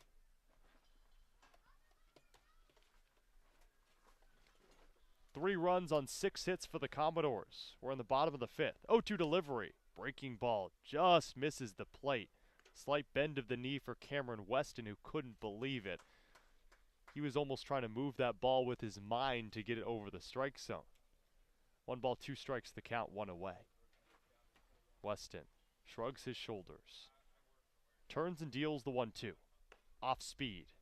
Oh, again, just outside. That same pitch 2 times in a row doesn't get the liking of the home plate umpire, Eric Carnoni. And Walsh doing a great job taking those 2. Those are tough takes, especially behind at 1 point, 0-2, now 2-2. 2-2 delivery.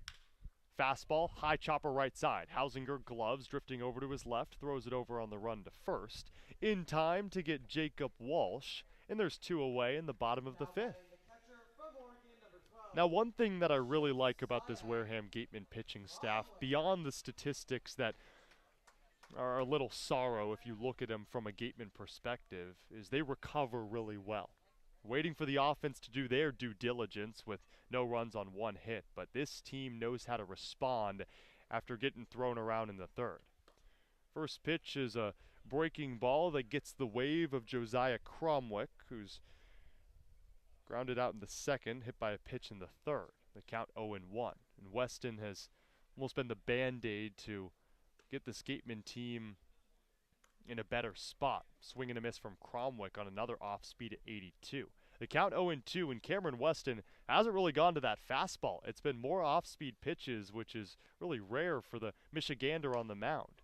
0-2, slow chopper to the right side. Hausinger gloves knee-high, throws it over to first, and that retires the side. So Cameron Weston records a 1-2-3 inning, the first of the game for the Wareham Gatemen, and does so by stranding no one on the base paths, as Falmouth unable to scratch across a hit, but they still lead 3-0 as we head to the top of the 6th. We'll be back for more Wareham Gatemen baseball when we return to the Gatemen Radio Network. Ladies and gentlemen, boys and girls, it's back. The 2022 Cape Cod Baseball League All-Star Game, presented by Milton Cat and hosted by the Wareham Gatemen, is back after a 2-year hiatus. The game will be played at Spillane Field, home of the Gatemen, on Saturday, July 23rd, 2022, at 7 Viking Drive, Wareham, Massachusetts. Gates open at 2 p.m., autograph sessions from 2:40 to 4:50 p.m., the home run hitting contest at 5 p.m., and game time is set for 6:05 p.m. For your safety, no coolers, backpacks, or other large bags of any kind will be allowed into the game. There will be several different concessions available for food, drinks, and other delights. Tickets are $5 per person and are on sale today at the concession stand or online at www.gateman.org. We look forward to seeing you all there.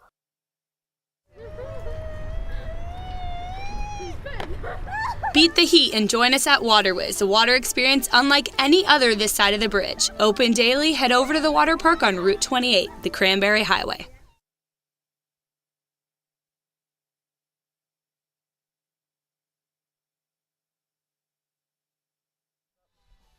We're in the top of the 6th. The Falmouth Commodores lead the Wareham Gatemen 3-0 at Gov Fuller Field in Falmouth, Massachusetts. The day is done for Jerron Watts Brown, which gives way to Evan Harmon making his Falmouth Commodore debut out of Central Arizona College. Just wrapped up his freshman season, played in 6 games. The 6'3" righty weighing 220 pounds out of Nampa, Idaho. And for Harmon, in those 6 appearances, did not give up an earned run. As Harmon takes the bump, and we welcome a new member of our team to my right, Claire Foley, to the broadcast booth. How's it going, Claire? Wish it was going better for the Gatemen, Cam. But hopefully, I'm here to turn it around. There we go. That's the mentality I like. It'll be the 9-1-2 hitters for the Wareham Gatemen to face Evan Harmon. We'll give you Jerron Watts Brown's line in just a bit. Righty on righty. Harmon, set at the belt, takes a deep breath. First pitch, skies it way high over the glove of Josiah Cromwick. And there's your first pitch on the Cape. Got away from Evan Harmon. Devin Burks grounded out to short back in the 3rd. The Commodores up 3-0. The Gatemen only 1 hit on the day. 1-0 again high. I often say misses in the attic, but at this point, Evan Harmon is filling up the attic, and he's thrown 2 pitches. Seems to be slipping out of his hands a little bit there. But it is his debut, maybe a little bit of jitters mixed in. Makes sense with the Cape being the best summer league in the country. 2-0 fastball high, count 3-0. The radar gun read that one at 91 miles per hour. And especially coming in to follow up his teammate who had such an impressive day out there on the mound. Harmon kicks the 3-0 pitch as a fastball in on the hands of Devin Burks, who takes a 4-pitch walk over to first base. Final line for Jerron Watts Brown, who entered this game in his 6th start on the summer. 5 innings of work, 5 strikeouts, 1 walk of 1 hit, no score baseball.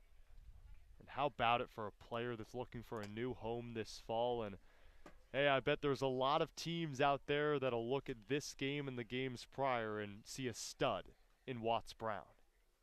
Yeah, he had a really impressive day out there to hold this Gateman team to just 1 hit through 5 frames.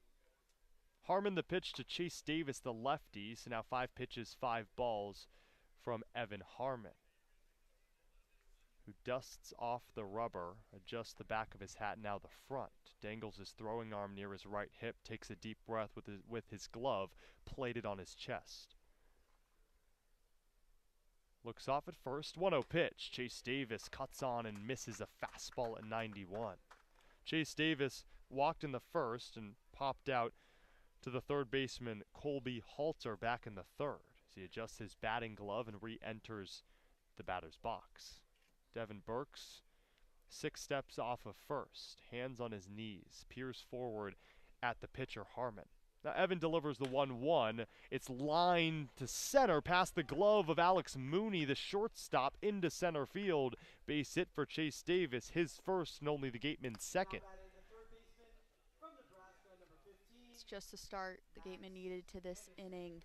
Get the leadoff guy on base. Chase Davis in his first game back in a few days after getting hit in the foot against Chatham, I believe it was. And now you have really hot bat here in Max Anderson with 2 men on and no outs. So you turn it over from a player that just picked up his 9th hit on the summer to Max Anderson, who leads this team with 31.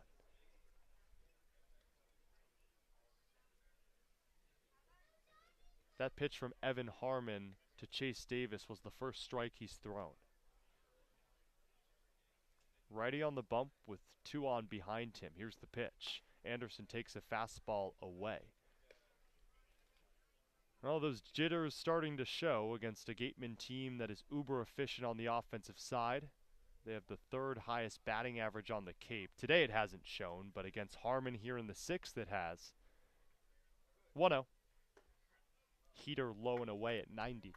What we know about this Falmouth team, though, is these kind of opportunities are going to be far and few between, so they need to capitalize it right now. Now Falmouth's pitching coach, Ed Johnson, heads out to the bump to talk it over with Evan Harmon.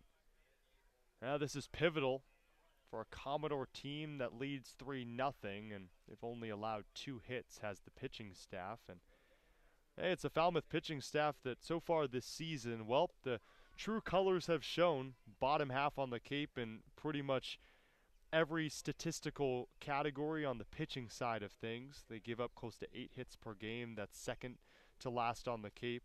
About 4 runs per game. That's tied for 6th on the Cape out of the 10 teams, of course. A 3.40 ERA, though, which is middle of the pack.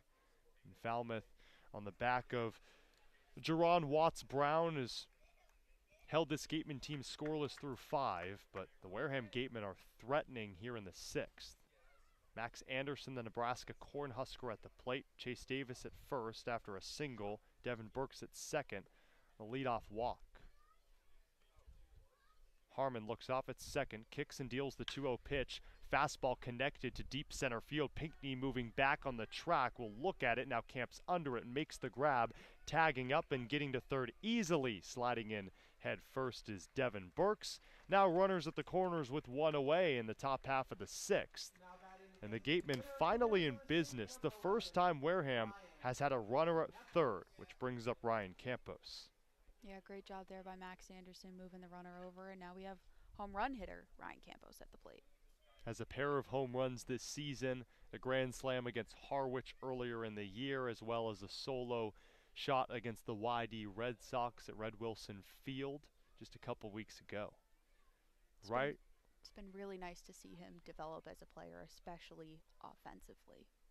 Righty on lefty, especially because he's entering his redshirt sophomore season in the fall, so still a younger guy. The 1-out pitch is a fastball at 91, just misses outside.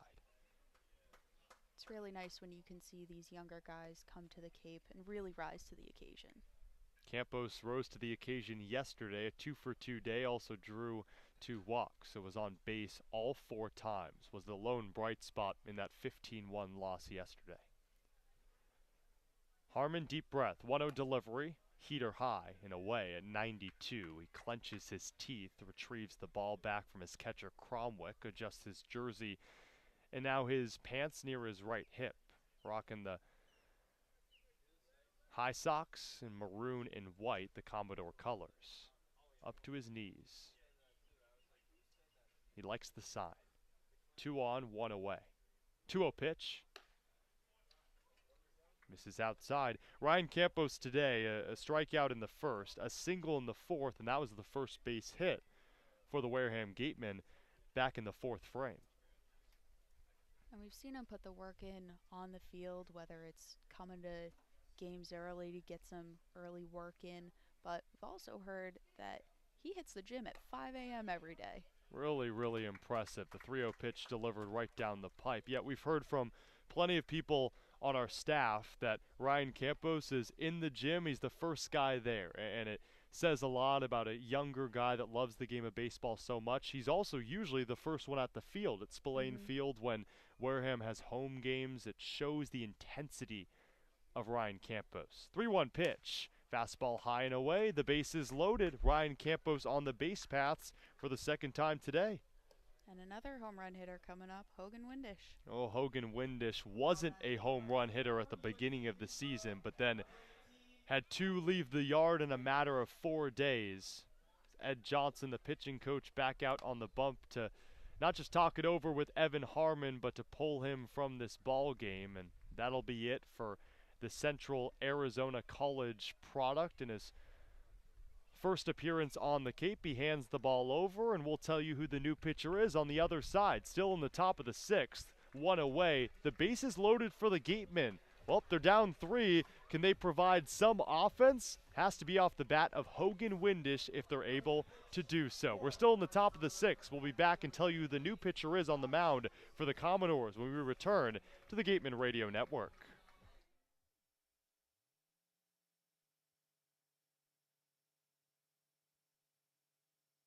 Finding a good personal injury attorney is very difficult. If you or your family member have been involved in an accident, hurt at work, suffered a slip and fall, or have been injured due to negligence of someone else, contact the lawyers at Reedy, Kiernan, and McNally, LLP today. They are experienced trial attorneys who practice in all of the courts in the Commonwealth. The firm has been recognized by Best Lawyers in America for outstanding legal representation. Contact Reedy, Kiernan, and McNally, LLP today. The firm is located at 267 Main Street in Wareham and 2318 Acushnet Avenue in New Bedford. Call 508-295-0286 or visit their website www.rkm-law.com. Whether a night at the tap room for pub grub, dinner for the family, or a full-service catered event, Minkle Boys Catering. Food with passion. Book your event today.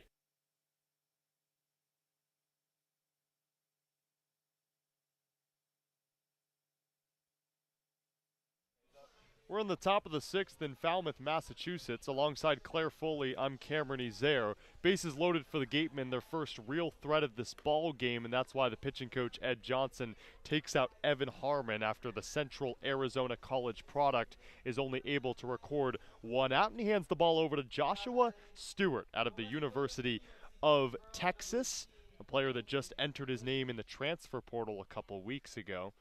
In his 6th appearance on the Cape, an ERA of an even 1 in 9 innings of work prior, 12 strikeouts to 2 walks. Only given up 5 hits. Hogan Windish at the dish with the bases juiced. He represents the go-ahead run. The 1-out pitch. Stewart delivers, grounder over to the left side. Halter over to Mooney at second, but dropped it. Rounding third, coming home is Chase Davis right in front of Devin Burks, and 2 score for Wareham off that misthrow from Colby Halter over at third. And now it's 3-2, and there's still only 1 out in the top of the 6th. And I was gonna say, Cam, Hogan Windish, he's the Cape leader in RBIs. Now that won't go down as an RBI since it was an error, but brings in 2 important runs. Now just a 1-run game with 1 out. And last time we were here in Falmouth, Hogan Windish gave the Gatemen the go-ahead run that helped them win the game. Well, now he's at first. So the pitch to Kellum Clark, who swings away, pops up into foul ground over to the left side. Halter gives chase to his right. It's out of play. We already talked about the odd dimensions here at Gov Fuller Field. Colby Halter ran up the berm because there's no fencing past the dugout on the third base side. You know who is at third, though? Ryan Campos with Hogan Windish at first. Campos 90 feet away is the game-tying run. Hogan Windish at first, fresh off that error from the third baseman Colby Halter, is the go-ahead run. 0-1 pitch. Kellum Clark swings away, slices it foul over the netting to the left side. Kellum Clark has been red hot over his last 7 games, batting .357 with 10 hits. But in 2 ABs today, a strikeout and a ground out. We'll see which version of Kellum Clark we get in this plate appearance. 2 on, 1 away. 0-2 pitch. Fastball that hits Kellum Clark right on the wrist. He doubles over in front of home plate. Harvey Shapiro gingerly walking over from his post as the third base coach. He's joined by the head trainer over to his right. But Kellum Clark is fighting this one off. Slowly walks over to first base, and the bases are loaded. But right now, the only priority is making sure Kellum Clark is okay. Kellum has to be approaching or over 10 hit by pitches this year. He's been hit so many times.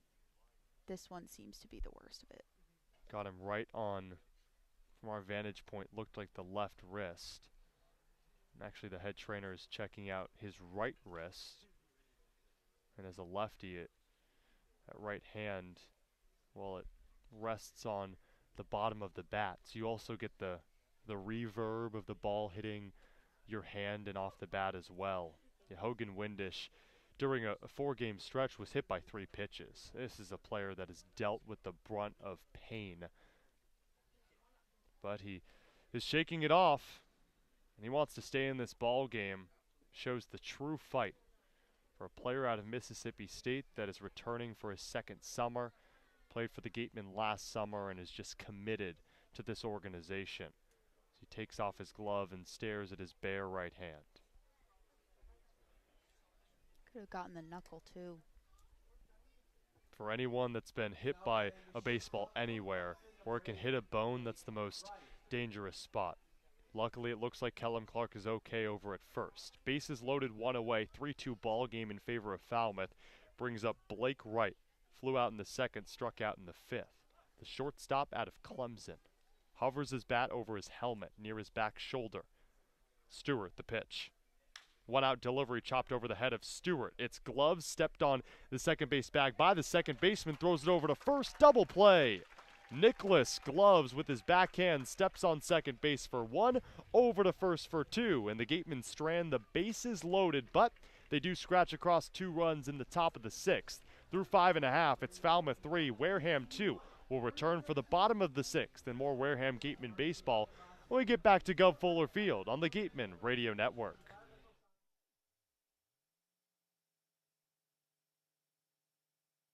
Cape Cod 5 is proud to be a long-standing supporter of the Cape Cod Baseball League and its contribution to the local economy as a treasured summer attraction. Cape Cod 5 is a community bank serving customers throughout Cape Cod, the islands, and southeastern Massachusetts.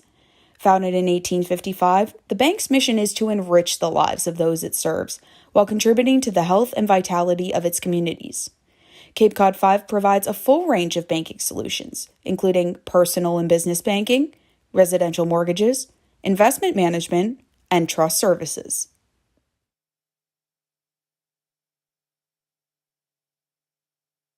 Cape Cod Coca-Cola thanks you for supporting the Cape Cod Baseball League and for refreshing yourself with ice-cold Coca-Cola products. We offer over 400 different beverage choices on Cape Cod to quench every thirst, and more than 150 of those are low or no-calorie options.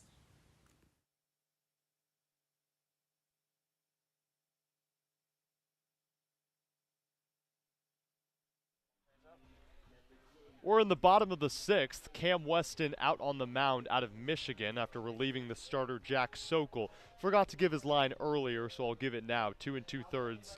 Surrendered 5 hits, 3 runs, all earned, 4 strikeouts to 3 walks. Since then, Cam Weston has been phenomenal. After walking the first batter he faced in the 3rd, he gave up a hit in the 4th, but it was nullified on a pickoff from Devin Burks, the catcher, over to second to get the stealing Mooney.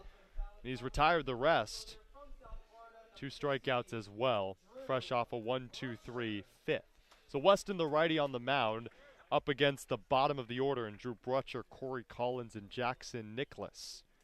Brutcher, the lefty out of the University of South Florida, standing at 6'5". Here's the first pitch, swings away, opposite field shot, it lands fair. Base hit for Drew Brutcher, his second of the day, is yet to be retired as well after walking in the second, RBI single in the 3rd, add another single to the ledger for the USF Bowl.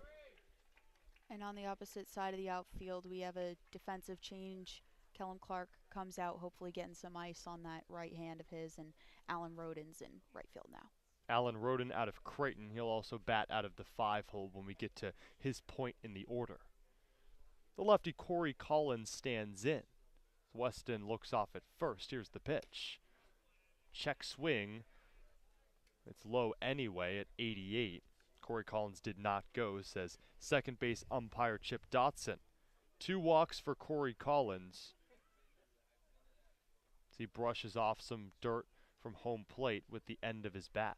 Runner at first, no outs, bottom 6. 1-0 pitch. Fastball, slow roller right side. Hausinger flips over to right for one, to first for two. Double play ball. Hausinger to right over to Carter Graham. The first base umpire Ryan DeMar had to give it a second, but Graham picked it out of the air in time. And there's your 4-6-3 double play to record 2 outs in the bottom of the 6th. The 9-hole hitter Jackson Nicholas steps in with 2 down. Hausinger and Ray have been so solid up the middle for the Gatemen this year. We just got rid of another base runner for Cameron Weston. Helps him out a little bit. And Claire, if I came to the Cape not knowing that these two weren't collegiate teammates, I'd call you crazy if you told me they weren't collegiate teammates and they just met. As a breaking ball is swung through by Jackson Nicholas, the ball going over his swinging bat. That's how good they've been in the middle infield. That's a tough place to pick up how your partner works. Off speed from Weston. Dots the inside corner, count 0-2, and a 3-2 ball game in favor of Falmouth. 2 away, bottom 6. Righty on lefty. Nicholas, he's 0 for 2 today. 0-2 delivery, cut on and missed. Cameron Weston with his 3rd strikeout following a double play ball that ends the bottom of the 6th. We're through 6. The Falmouth Commodores lead the Wareham Gatemen 3-2 in a pivotal games for the West Division standings. We'll tell you a bit more about that on the other side as we venture into the top of the 7th when we return on the Gateman Radio Network.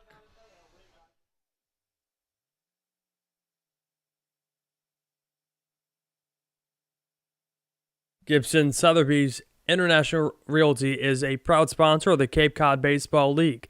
List your home with Eastern Massachusetts' premier real estate firm. Don't just get it on the market, get it the attention it deserves. Each office is independently owned and operated. Sotheby's International Realty is a registered trademark. With competitive pay, state-of-the-art facilities, and opportunities in service, sales, accounting, HR, marketing, IT, and more, a job at Milton Cat, the Northeast Caterpillar dealer, is more than a career choice.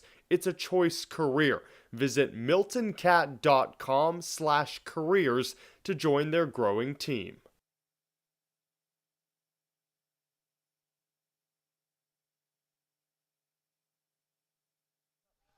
To the top of the 7th we go in a pivotal matchup between two Western Division foes. With Claire Foley, I'm Cameron Ezeir. The Falmouth Commodores lead the Wareham Gatemen 3-2. Josh Stewart is on the mound, the second arm out of the pen. The former Texas Longhorn, who's now in the transfer portal as of a couple weeks ago. But what really matters is this game in the grand scheme of things, Claire. Yes, absolutely, Cam. And the 6th inning was exactly what we needed to see from this Gateman team. A more lengthy top half of the inning when they're at bat, and a quick 1-2-3 bottom half. And the Wareham Gatemen and Falmouth Commodores are currently tied in the West Division at 26 points. Wareham's 11-15-4, and Falmouth is 12-16-2. Only the top 4 teams make the playoffs.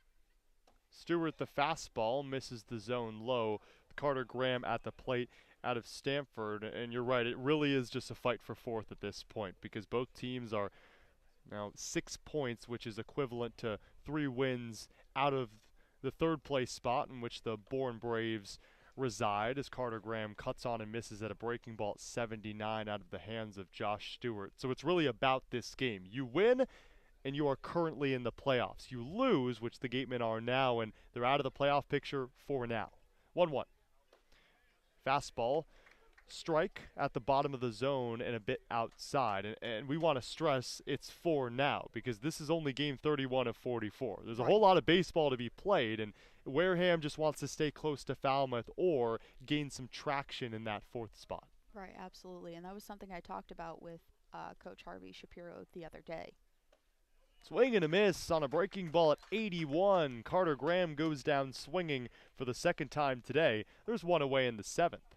I was talking to him before this 3-game stretch of in-division matchups, and I said to him, how important are these 3 games to their future playoff hopes? And he said, well, they're important, but it's important to think about longevity too, because even if you win these next 3, there's still a lot more games left to be played. Unfortunately, the Gatemen couldn't take one over Hyannis yesterday. First pitch to Jack Hausinger fouls it off to the left side, and that was a pretty bad loss, 15-1, but it's a Wareham team that's responded, only down by 1 today against the Commodores, have only surrendered 3 runs on 7 hits, but they themselves only 2 hits and 2 runs to show for it. 0-1.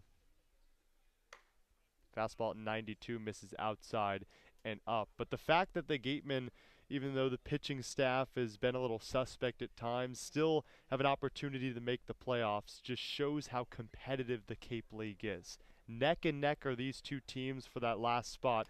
And get your popcorn ready. It's going to be a fun end of the season. 1-1 breaking ball breezes through the strike zone, the count 1-2. And it's interesting, Cam, as, well, ugly as the loss was yesterday, the box score tells a different story. In the hits column, Gatemen were only about 4 hits behind, I believe.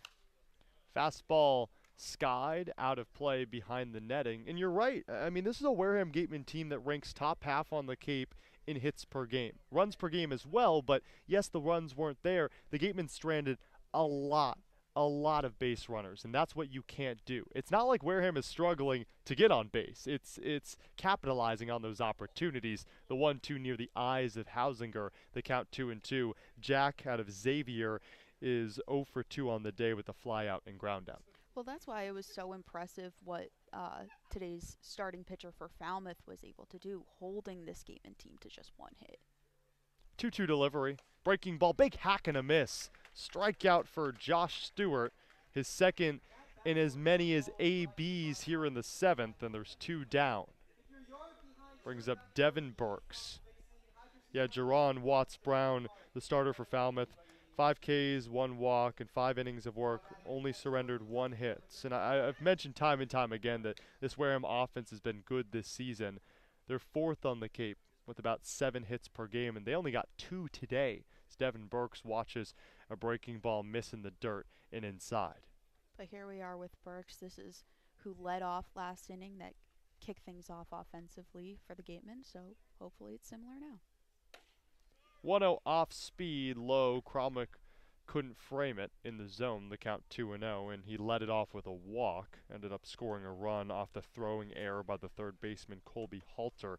Burks also grounded out in the 3rd. It's a righty on righty.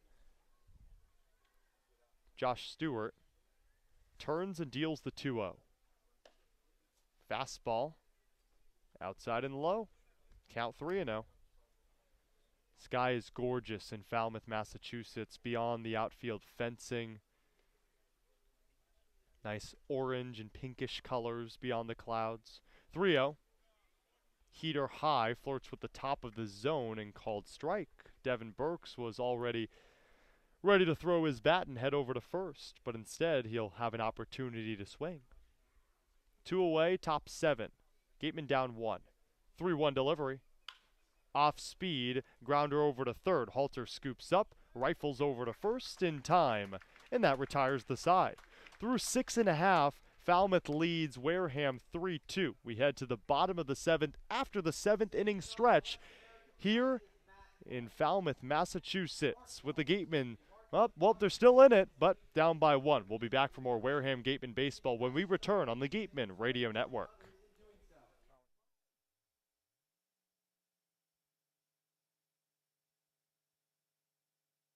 The Wareham Gatemen would like to thank Franklin Sports for their sponsorship of the Cape Cod Baseball League.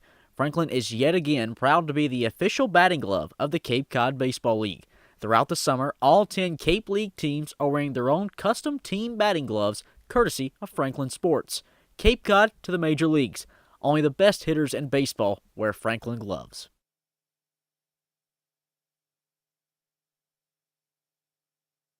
T-Mobile is proud to sponsor the Cape Cod Baseball League. T-Mobile is committed to serve those who serve, and that's why they go above and beyond for our active duty military, veterans, and first responders. Visit your neighborhood T-Mobile store or T-Mobile.com to learn more.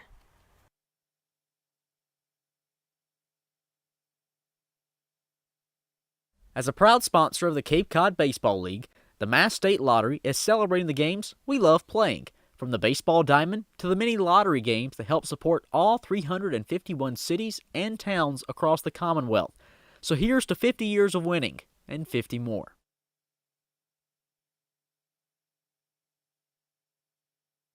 Cape Cod Coca-Cola thanks you for supporting the Cape Cod Baseball League.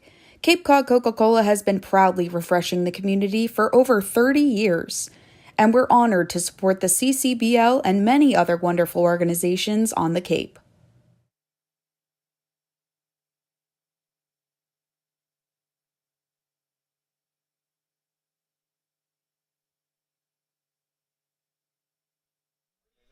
We're in the bottom of the 7th. The Gatemen trail 3-2 at Gov Fuller Field in a pivotal matchup for the West Division standings. Whoever wins is in the playoff picture for now. Whoever loses is out of it. A tie gets a bit more complicated. What's not complicated here at Gov Fuller Field is the fanfare. I will say, on a beautiful day, the fans are out filling the bleachers, and we just got a beautiful rendition of God Bless America. And I'll say this, I'll put it out there on the table. That was some of the best singing I've heard on the Cape. It was great, Cam, and as competitive as tonight is, it was a little bit of a contrast, but a beautiful contrast. It's a beautiful night here down at the Falmouth field.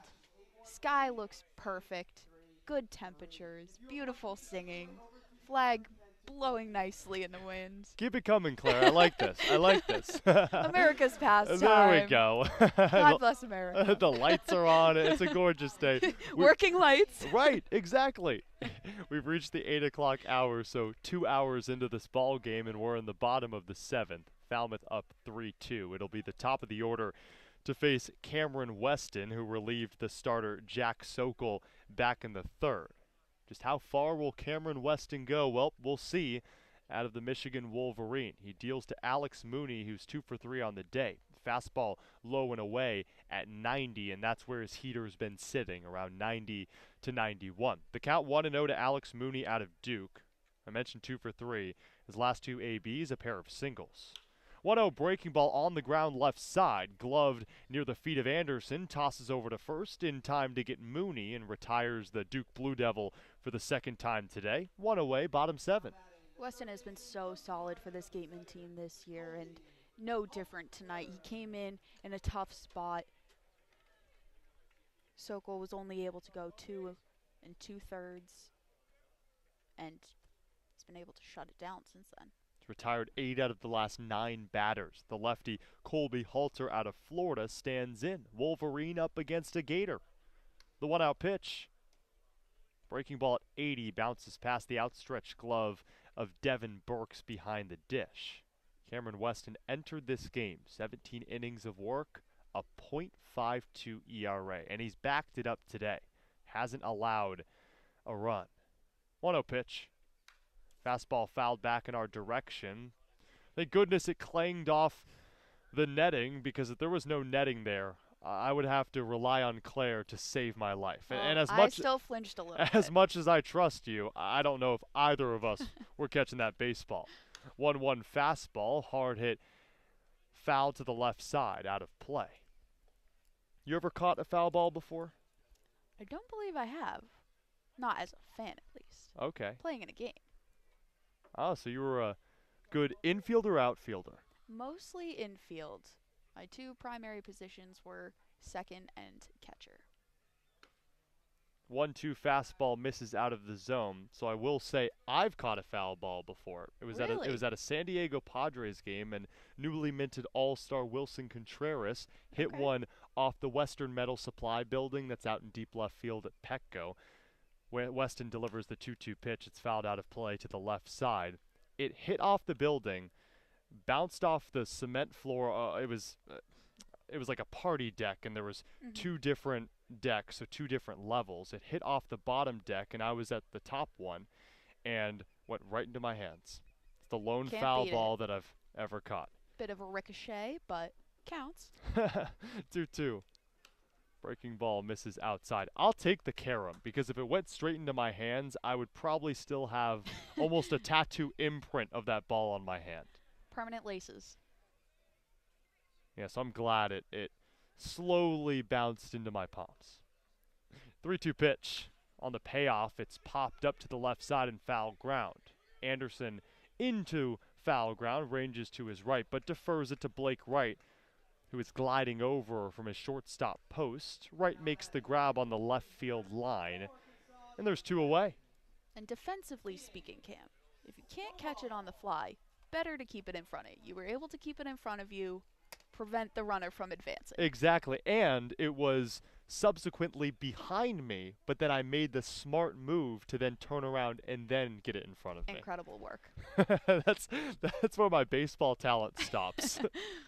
The 2-out pitch to Peyton Stovall misses in the dirt. Yeah, I tried out baseball. Went the T-ball route, went into pinto ball when I was, 11 or 12, and I was the weakest link. We didn't play that game on the team, but I fell asleep a couple times in the outfield. Fell asleep? Yep, here's the 1-0.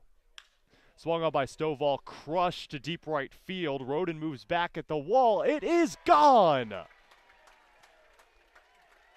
Peyton Stovall sends that ball to sleep over the right field fence. And the Falmouth Commodores take a 4-2 advantage. And for a player in Cameron Weston that's been so sure-handed on the mound, he gives up his first homer of the season.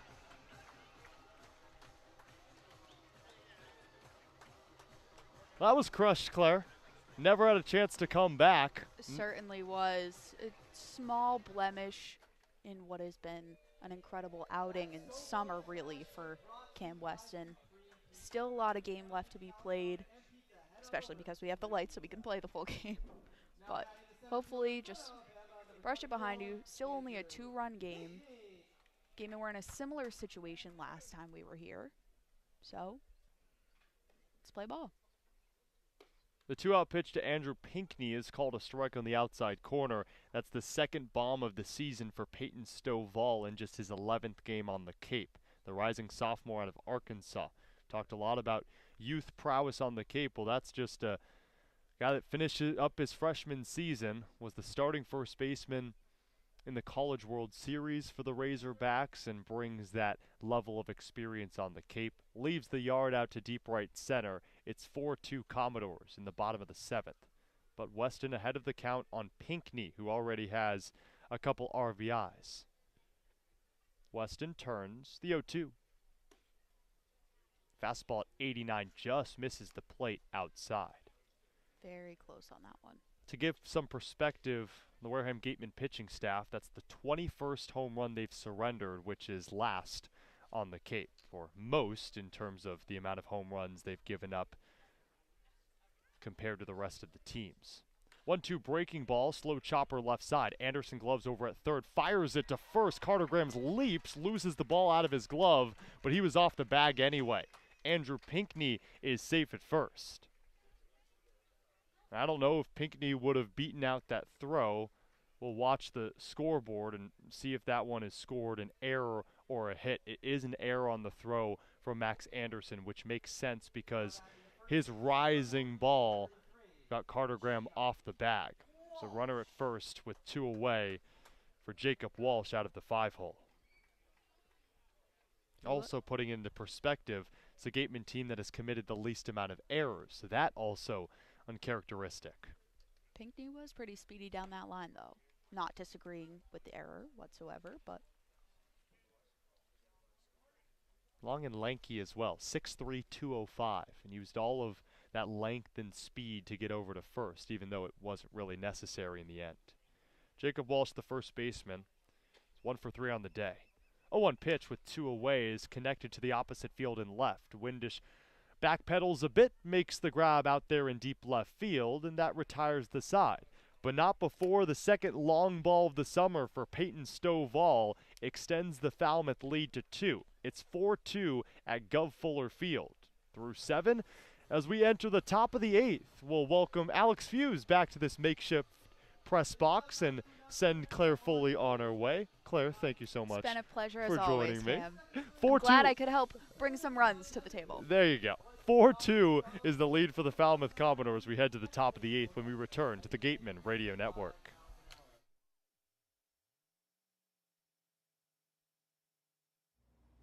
Red Shirt Fridays is a national program created to acknowledge, honor, and support our troops who put themselves in harm's way to defend our freedom. In support of this program, the Cape League teams will be wearing a specially designed red jersey every Friday. This week's special celebration of Red Shirt Friday is sponsored by Ezeir Hats, Massachusetts State Lottery, and OT Sports. Support our troops and join us by wearing red each Friday. Milton Cat is proud to support the Cape Cod Baseball League. From paving and landscaping to recreational boating and facility management, Milton Cat has the right equipment, parts, service, and technology to keep you working. Visit miltoncat.com to learn more. Wherever you call home, from Boston to the South Shore to the South Coast to the Cape and Islands, Rogers Gray has you covered for all coastal homeowners insurance needs. Rogers Gray is a proud sponsor of the Cape Cod Baseball League. Learn more at rogersgray.com.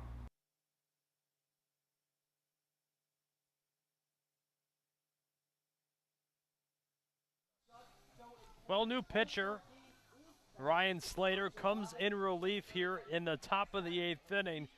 We've seen him before twice so far this summer. He's appeared in 7 games, 14 and a thirds pitch, 16 strikeouts to just 2 walks, and he comes into a new lead. Now the Gatemen trail by 2. Yeah, so Ryan Slater on the bump. He's famously known for throwing a pitch that Ty Evans, formerly on the Gatemen and his collegiate teammate, sent out to deep left field to never come back. And it was funny. I was watching a video that the Commodores posted on YouTube, and it was an interview with a Florida Gator on this Commodore team, not Ryan Slater. It was actually Colby Halter, and one of the broadcasters asked, hey, are there some jokes around the fact that Ty Evans hit a home run off of Ryan Slater, collegiate teammates going at it? And he said, there was some bragging rights in the group chat as those collegiate teammates are still trying to stay involved with each other, but they brush it off, and they know that they're collegiate teammates moving forward and just friends at the end of the day. So Ryan Slater on the mound out of Florida. The righty delivers a pitch. Breaking ball called strike 1 on the inside corner. To the top of the order for the Wareham Gatemen in Chase Davis, Max Anderson, Ryan Campos. They've accounted for 2 out of the 2 hits for the Gatemen. Chase Davis with a single back in the 6th. Ryan Campos, a base knock, also a single back in the 4th.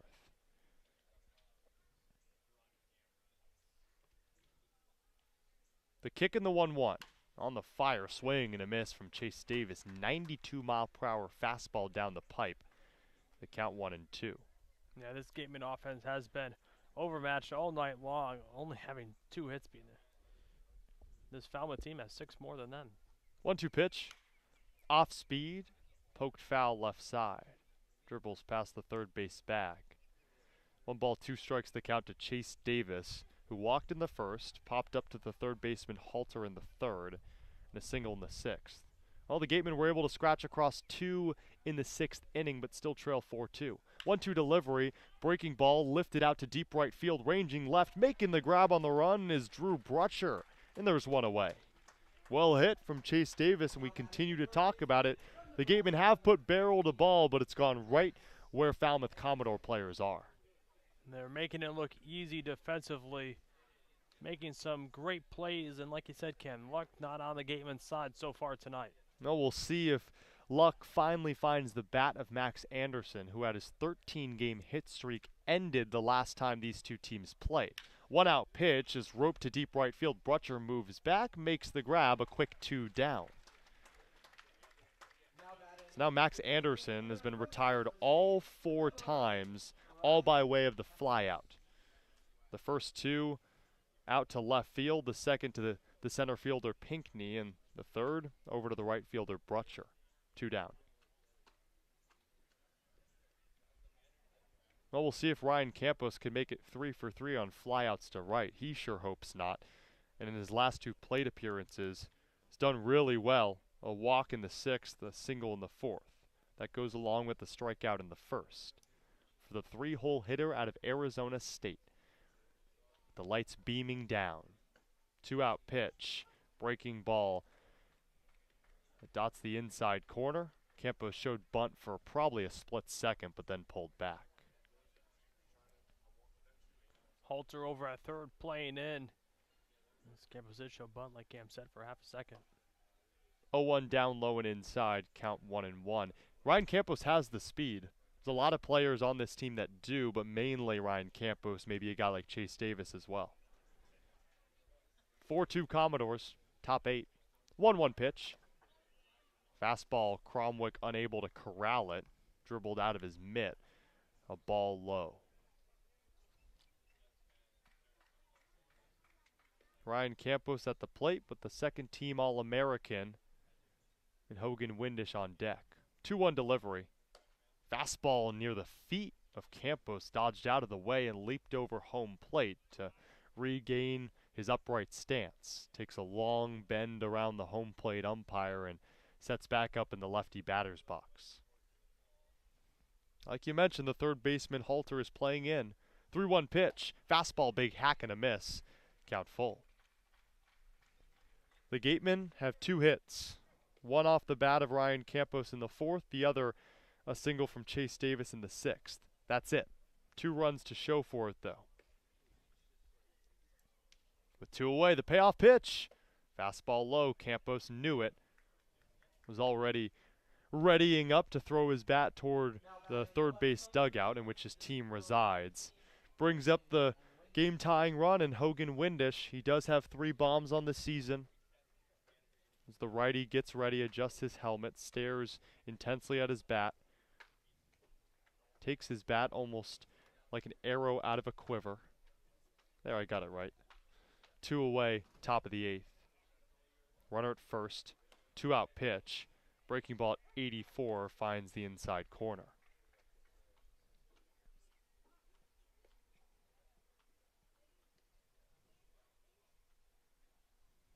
Righty on righty. Ryan Slater is the new pitcher. 0-1 delivery. It hit Hogan Windish. Just stood there in the righty batter's box and took it off the shoulder. Heads over to first. Now 2 on. The runner at first is the game-tying run for Alan Roden, who entered as a defensive change in right field for Kellum Clark after Clark took a ball off the wrist. Alan Roden represents the go-ahead run here in the top of the 8th. A player that will most likely have his name called during this year's MLB draft. Starts tomorrow, goes all the way to Tuesday, all 20 rounds. Roden, this might be his swan song with the Gatemen. Has a chance to tie things up or give the Gatemen the lead. First pitch, fastball low. Alan Roden out of Creighton, a .387 average in the spring. That led the Blue Jays. The lefty stands in.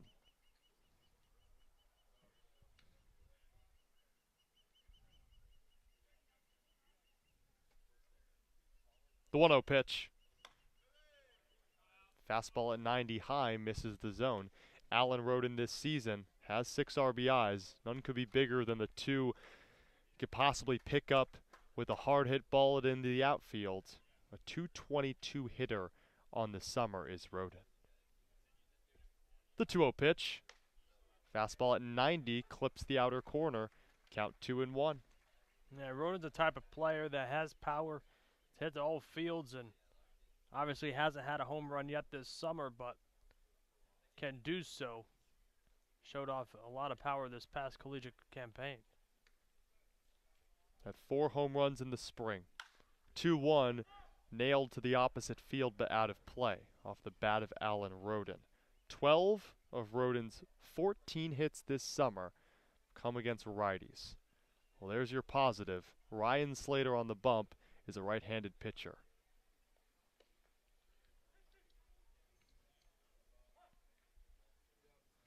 Two on, 2 away. Top of the 8th. 2-2 pitch. Off speed. Popped up shallow left. Mooney ranges back, charging in, making the grab instead is Corey Collins. The Gatemen strand 2. And we head to the bottom of the 8th with Wareham still trailing Falmouth 4-2. We'll be back for more Wareham Gatemen baseball when we return on the Wareham Gatemen Radio Network.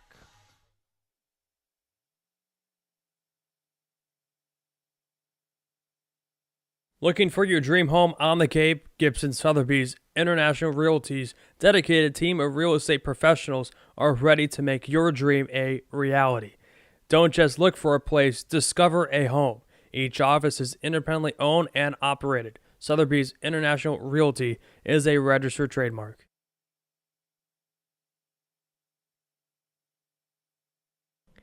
Earn a bachelor's or master's degree, complete a certificate, or take a single course through the Division of Continuing Education and Graduate Studies at Curry College.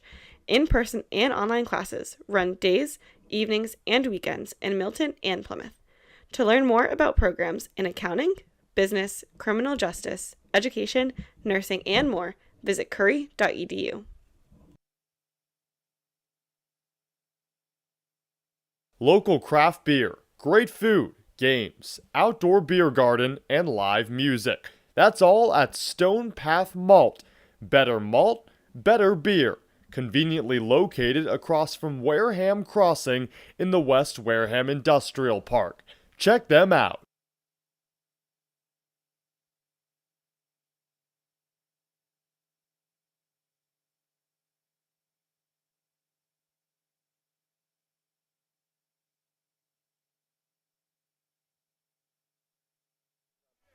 Now we go to the bottom of the 8th, and the game and have a pitching change. Nico Mazza out of Southern Miss, making his 6th appearance on the summer. We've seen him in 5 1/3, giving up 6 hits, 2 runs, both earned with a walk and 5 strikeouts with a .337 earned run average. He appeared in 5 games as a true freshman this past season. We'll see how Mazza will fare against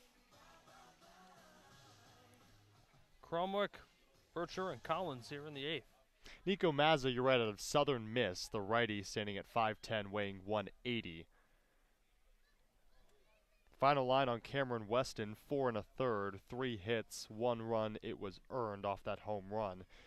3 Ks, 1 walk.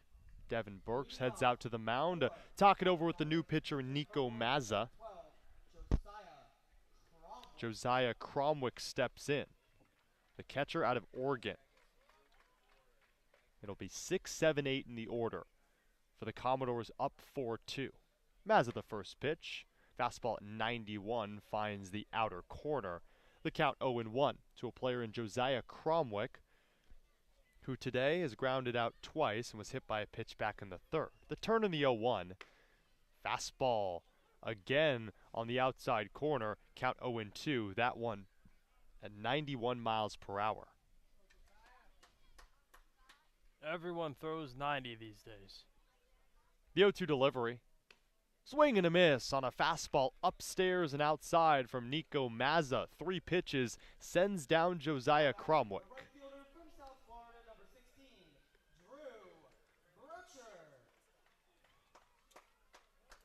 Now that's strikeout number 8 by the Gateman pitching staff. 4 from Sokol, 3 from Weston. First one off the fingertips of Mazza. Now Drew Brutcher steps in, 2 for 2 on the day with the walk. The 1-out pitch. Fastball, that one didn't touch 90. At 89 it rested. Called strike on the outside corner. The lefty Drew Brutcher standing at 6'5". 0-1. Heater past the swinging bat of Brutcher. The count 0-2. Mazza readjusts himself on the rubber. His diagonal stance turned toward first. Looks into his glove, delivers the 0-2 pitch. And that ends the chance of an immaculate inning. His first ball he's thrown today. That one missed low. Count 1-2. Righty on lefty, the turn and the 1-2. Fastball high, count even.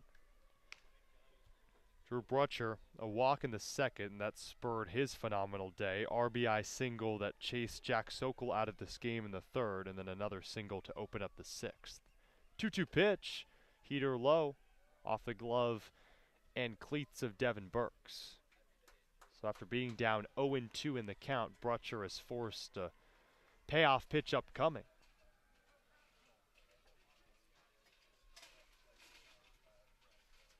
(4-2) Commodores, 1 away, bottom 8, 3-2 pitch. Swing and a miss. Back-to-back Ks for Nico Mazza, and the Southern Miss product has been phenomenal out of the pen. That's strikeout number 7 on the summer. In a 2-run ball game, that's what you need. Obviously, you can't allow this Falmouth team to score anymore if you're trying to stay in this game. You got to give the offense a chance in the top of the ninth if they want to try to tie it or come back and take the lead.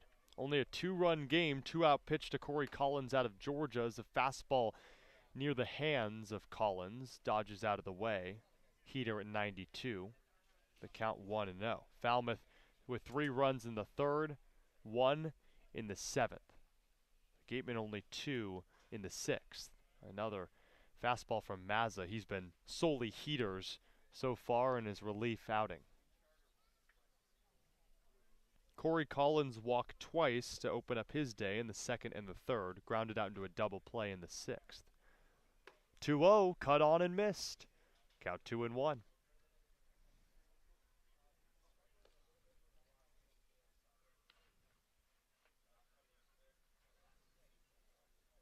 Collins only 7 hits on the summer, with the bases empty and 2 away with a 2-run lead. 2-1 pitch. Fastball low and inside. It's ball 3.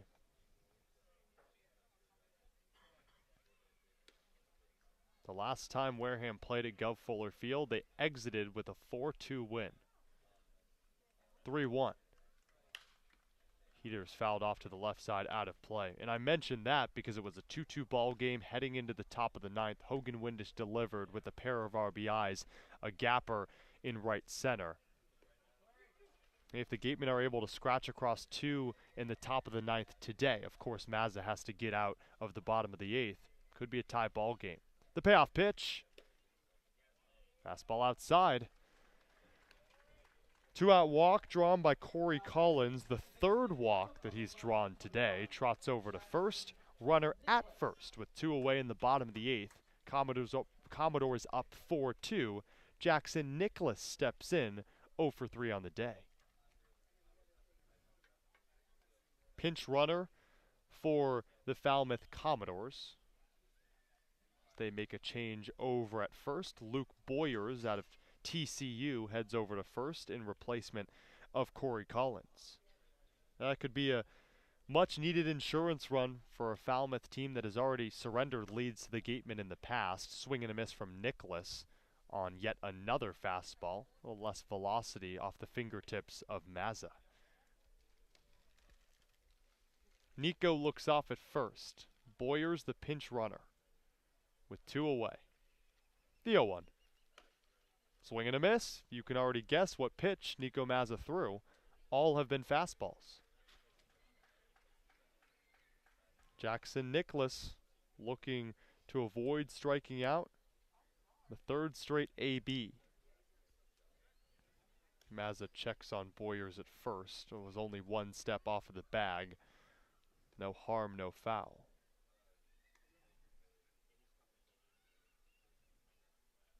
Set at the letters. Deep breath from Mazza. 0-2 pitch. Fouled back into the netting. As a hawk moves from the right center light pole over to the left center one. It's been flying around this field the whole night. Mazza peers forward. The defense sets standard. 1 on, 2 away. Mazza checks on Boyers at first.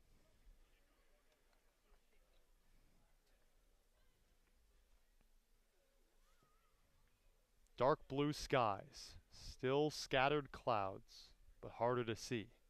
The lights beaming down on Gov Fuller Field. 0-2 delivery. Heater low. Just missed the bottom of the zone. Mazza wipes off sweat off his left cheek with his left elbow. Boyers at first. Nicholas out of the 9-hole at the plate. The 1-2. 88 on the radar gun, missed high and away. He's been solely fastballs. Struck out the first 2 batters he faced in Cromwick and Brutcher, but then walked Collins, who was replaced by Luke Boyers, over at first. Chance to get out of the inning with 2 away. The 2-2 pitch. Low fastball. Burks tried to frame it, but unsuccessful. Count full. Boyers will be off, so any hard hit ball could send Luke Boyers over to third or even stomping on home plate. Commodores up 4-2. 4 runs on 8 hits. Mazza trying to keep it that way. The payoff delivery. Sharply hit, grounder over to the right side. Hausinger scoops up over to first, and that retires the side. And it gives Wareham an opportunity to try to win it or tie it in the top of the ninth. But if they're unable to score runs, then it's another loss, and the losing streak ups to 4. We'll see if the Wareham offense can get it done as we head into the top of the ninth with the Commodores leading the Gatemen 4-2 at Gov Fuller Field. We'll be back for more Wareham Gatemen baseball to get all those answers on the other side on the Gatemen Radio Network.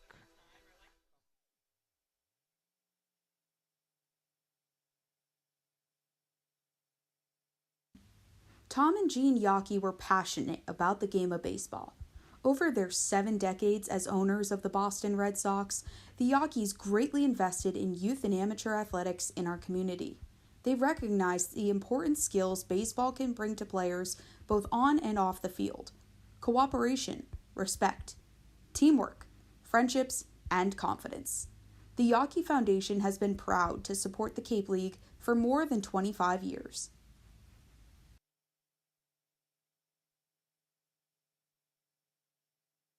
The law firm of Lang, Exifaris, and Bullard, providing families and businesses in the greater New Bedford community with legal services for 40 years. We look forward to serving you. For an appointment, call 508-992-1270. We invite you to learn more about the law firm of Lang, Exifaris, and Bullard by visiting our website, lxblaw.com.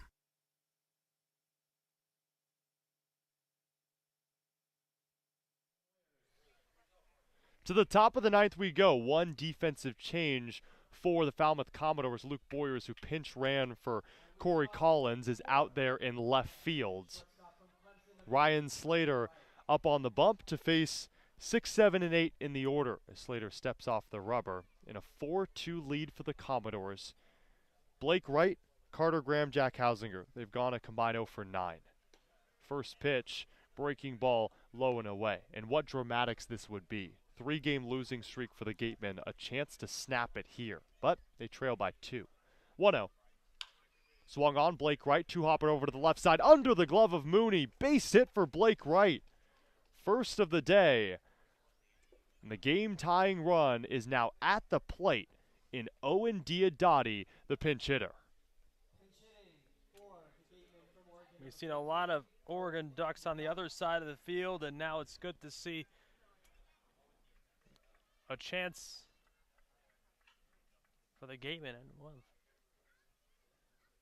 Yeah, there'll be a pitching change prior to Owen Diodati taking his first hacks of the day. Ed Johnson heads out to the bump to take the ball away from Ryan Slater, who pitched a perfect 8th inning in relief, and he'll now nod his way over to the dugout. New pitcher on for the Falmouth Commodores. We'll tell you who that is on the other side. The Gatemen have the game-tying run at the plate, down by 2. We're in the top of the ninth in crunch time. We'll be back for more Wareham Gatemen baseball when we return to the Gatemen Radio Network.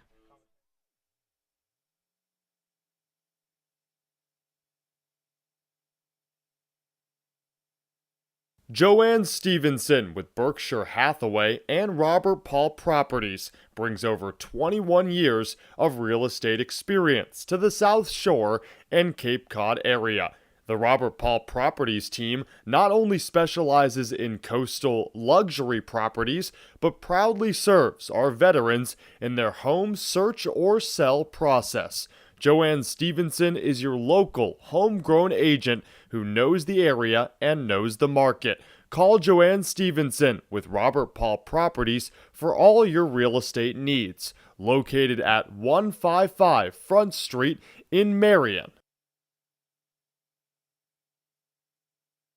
Continuing with our corporate sponsors, we also want to recognize and thank Franklin Sports, Cape Destinations, Sullivan Tire, Highline Cruises, Barnstable Bats, Sunderland Printing, Axis Bats, Cape Space, Christmas Tree Shops, UFOs, T-Mobile, Boston Better Business Bureau, Fairway Financial, Rogers Gray, and of course, thank you to Major League Baseball for over 50 years of support.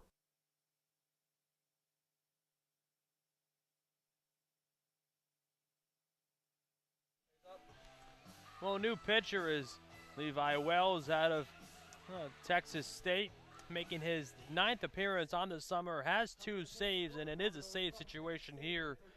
15 1/3 pitched, 20 strikeouts to 7 walks, and has a 1.76 ERA. Really impressive for Levi Wells, who picked up the loss against the Gatemen on July 10th.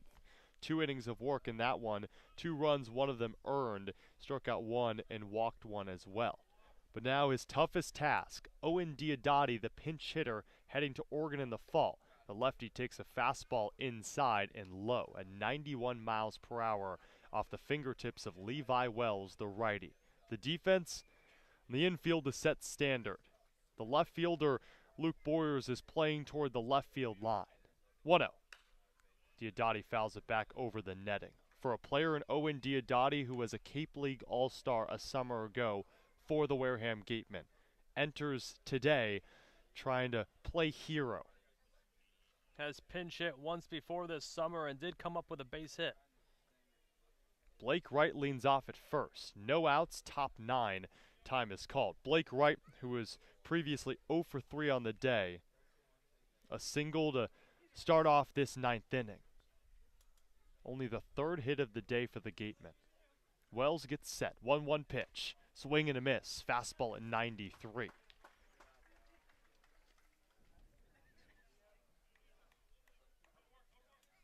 Here, Diodati, you're just trying to do anything to get on and continue this inning. You're not looking for a home run here. A home run would tie it, though, but to keep this inning going is integral. Runner at first, no outs. 1-2 pitch. Fastball, clocked, deep right field. Brutcher tracks back at the wall. It is out of here! This game is tied up. Owen Diodati leaves the yard for the 2nd time this summer, but none more important than that swing to make it 4-4 in the top of the 9th. First swing of the day leaves the yard. Don't know if he was looking for a home run, but delivered. Reached down at a ball low in the zone and connected on it. A moonshot to deep right field. And all Drew Brutcher could do in right was watch. 4-4 ball game. The Gatemen have new life.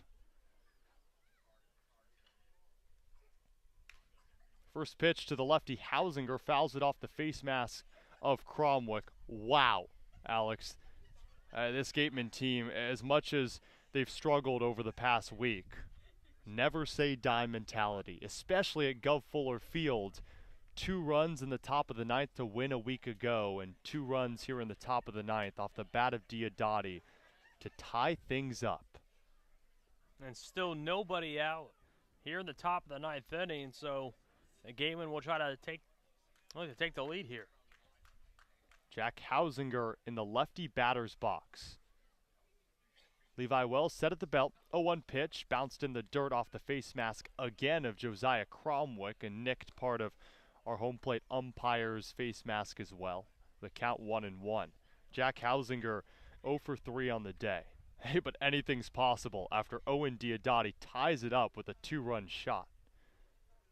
1-1 pitch. Breaking ball cut on and missed. The count 1-2. Right down the pipe from Levi Wells. 4-4 between the Gatemen and the Commodores. Still no outs in the top of the 9th. Here's the 1-2. Off speed in the dirt, Hausinger did go. That's the first strikeout for Levi Wells. Jack Hausinger walks back to the dugout with an 0 for 4 day. That brings up Devin Burks, the catcher out of Kentucky. He's 0 for 2 with the walk today. Hey, a walk would do. He represents the go-ahead run in a 4-4 ball game. Righty on righty. Wells the turn in the deal. Fastball inside. Well, this game's been turned on its head. Diodati a 2-run shot to tie it up. 1-0 pitch. Fastball off the glove of Cromwick, actually eluded it and hit the left foot of our home plate umpire. Seems to be okay. Does Eric Carnoni.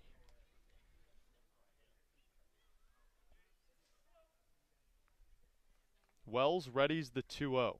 At the belt, turns, kicks and fires. Fastball tails into the strike zone inner half. Count 2-1.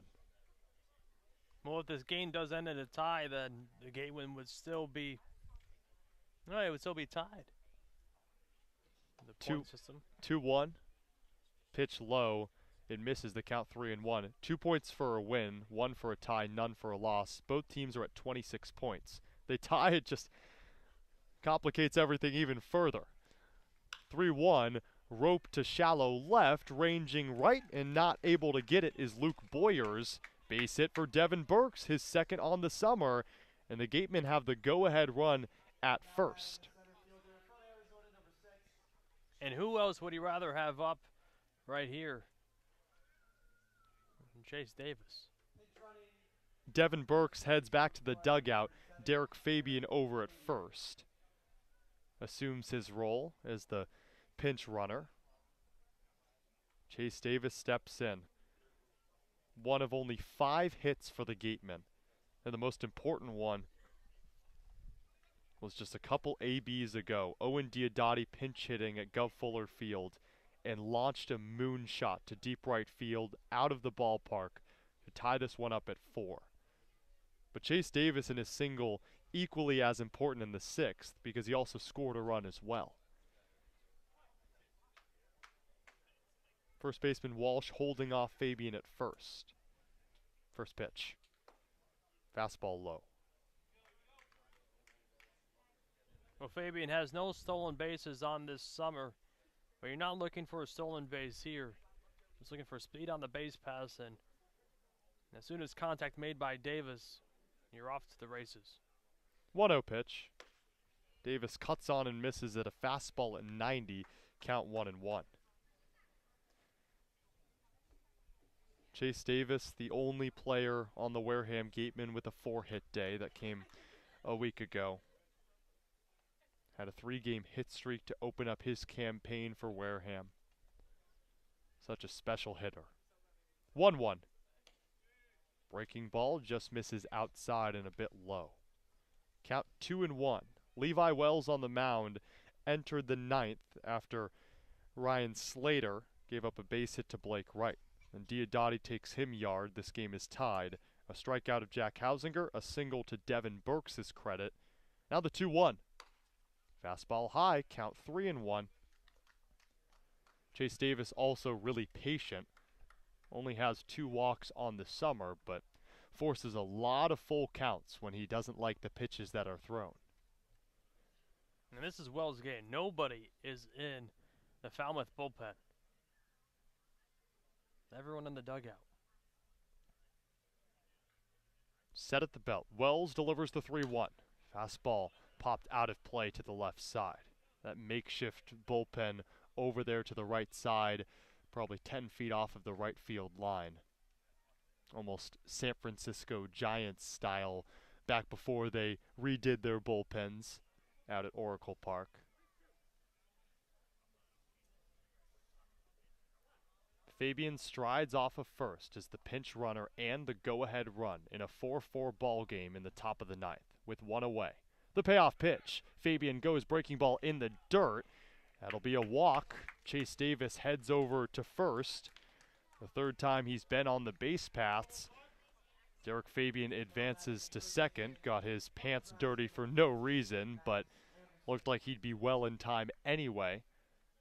He took off running. 2 on, the pitching coach Ed Johnson heads out to the bump. Again, no one in the bullpen for the Falmouth Commodores. It'll be Levi Wells' game. But you wonder how rattled he is after coming in with 1 on and no outs in the top of the 9th with a 2-run lead. It slowly subsided off of the bat of Owen Diodati, a moonshot to right to make it 4-4. And now the Gatemen are threatening in a new ball game. With 1 away and now 2 on, Max Anderson at the dish. You can't say enough about this Gatemen team and the fact that they just keep fighting.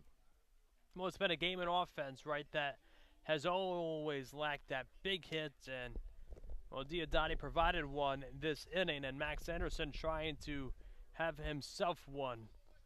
The Gatemen have yet to have a quote-unquote comeback win. Well, we'll see if that changes tonight. But Alex, they're always close. Never seems like they're out of the ball game. Righty on righty, Anderson at the plate.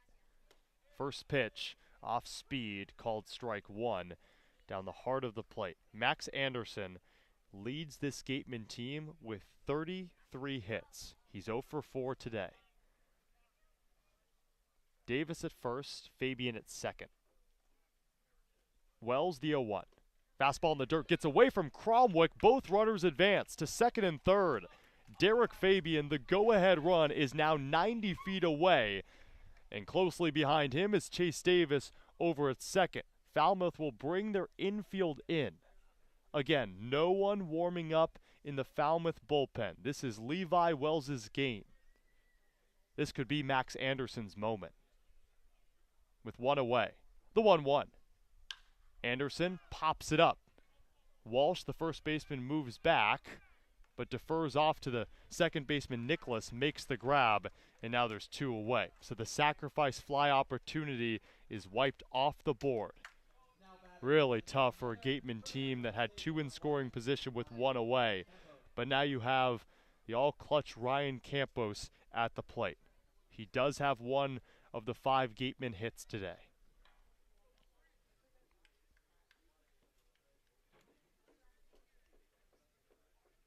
Fabian a few strides off of third. For a Devin Burke single, Fabian entered as the pinch runner. With 2 away, fastball low to Ryan Campos. Campos struck out in the first, singled in the fourth, walked in the 6th and the 8th. He's been on base for each of the last 3 plate appearances. Righty on lefty, 2 away, top 9. The pitch. 1-0 breaking ball outside. Yeah, we've seen Ryan Campos really take the mindset of a leadoff hitter and move it to the 3-hole tonight, and that's what you're looking for. Base hit and 2 walks out of the 3-hole, just trying to be as productive as possible and trying to win and put this game ahead. 2-0 breaking ball, again outside. Campos has already drawn 2 walks today. The count 3-0 for a player in Ryan Campos that has 9 ribbies on the summer. Statistically, the Gatemen have not been good this season with runners in scoring position and 2 outs, a 154 average. Here's the 3-0 pitch, fastball down the pipe. Count 3-1. But hey, you can throw the rest of the season out the window right now, because Ryan Campos is at the plate with a chance to put the Gatemen in front. Fabian at third, Davis off at second. He's a third of the way over to third with 2 away. 3-1 pitch. Fastball, strike on the outside corner. Here we go. 2 on, 2 away, top of the 9th. 4-4 ball game. Ryan Campos at the dish. Levi Wells on the bump. Righty on lefty. Runners will be off. The pitch exits the glove of Wells. Well, he likes the sign. The kick and the payoff pitch. Campos fouls it back out of the glove of Cromwick. If Josiah Cromwick holds on to that one, we're going to the bottom of the 9th. Instead, Ryan Campos stays alive. The Gatemen enter the top of the 9th down 4-2. An Owen Diodati pinch hit 2-run home run tied this game up at 4.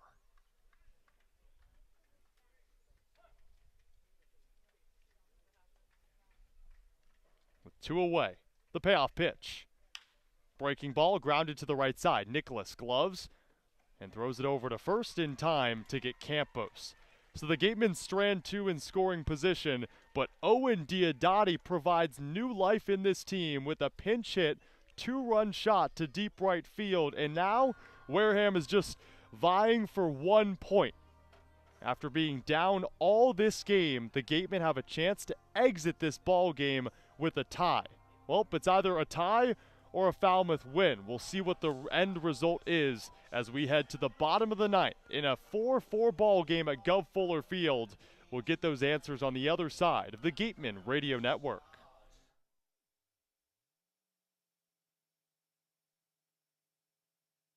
Each and every game here at Spillane Field is made possible by our sponsors. Let's take a moment to recognize Gateway Tavern, Coastal Orthodontics, Fairway Financial, Joanne Stevenson, Sullivan Wine and Spirits, Deb Levesque Massage Therapy, the Law Office of Mark Deshays, Office Technology Group, J&M Baseball Academy, South Coast Health, Minkle Boys Catering, 80 Makepeace, Reed Custom Soils, Soft as a Grape, Bay Motor Inn, Point Sign, Wareham, Sipicon and Dartmouth Week, Cranberry Self Storage, Village Signs, the Law Office of Lang, Exaferis and Bullard, Reedy, Kiernan and McNally LLP, Robertson's GMC, Effie's Homemade, Wareham Country Market, the Wareham House of Pizza, Robbery's Tree Service, Patty Wild, Onset Bay Association, Select PT, El Mariachi, Water Whiz, and Cool Cone. Thank you once again to our sponsors of your Wareham Gatemen.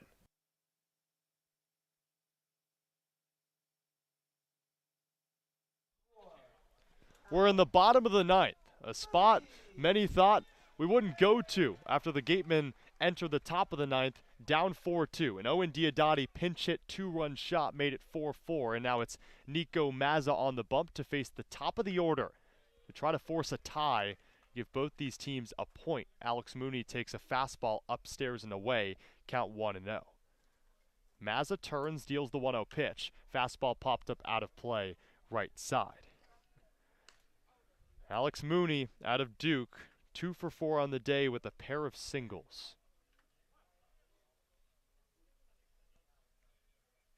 Mazza peers over his glove and now will wipe off his mouth with the top of his jersey as he steps off the rubber. Re-enters. The 1-1. Heater, popped up foul ground. Peter Burns looks at it for a second as it falls out of play. And there are defensive changes to note. Out in right field is now Owen Diodati. Alan Roden moves from right over to first to take over for Carter Graham. Peter Burns is catching for Nico Mazza. Devin Burks out of the ball game. No outs, bottom of the ninth. 4-4 game.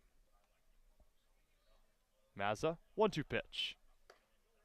Off speed, Mooney turns away from it, misses inside.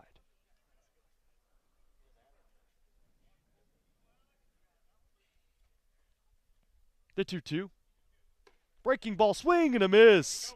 Big strikeout for Nico Mazza, his third of the ball game, but his biggest one here in the bottom of the ninth against Alex Mooney, who leads this team in hits. Now you turn it over to Colby Halter, who's number 2 on the Commodores in hits. What about a lineup that Falmouth sends out? The top of the order in Mooney, Halter, and Stovall. Mazza able to sit down Mooney. Now Colby Halter stands in. He's 0 for 4 on the day. First pitch swung on and missed. The fastball at 91 inside. Count 0-1. Here are the implications of this game. If it ends in a tie, these two teams are still tied at the bottom of the West Division for that final playoff spot. 0-1 delivery. Fastball foul to the right side over the head of Falmouth field manager Jeff Trundy in his over 500 wins as he ducked out of the way. The ball entered the dugout.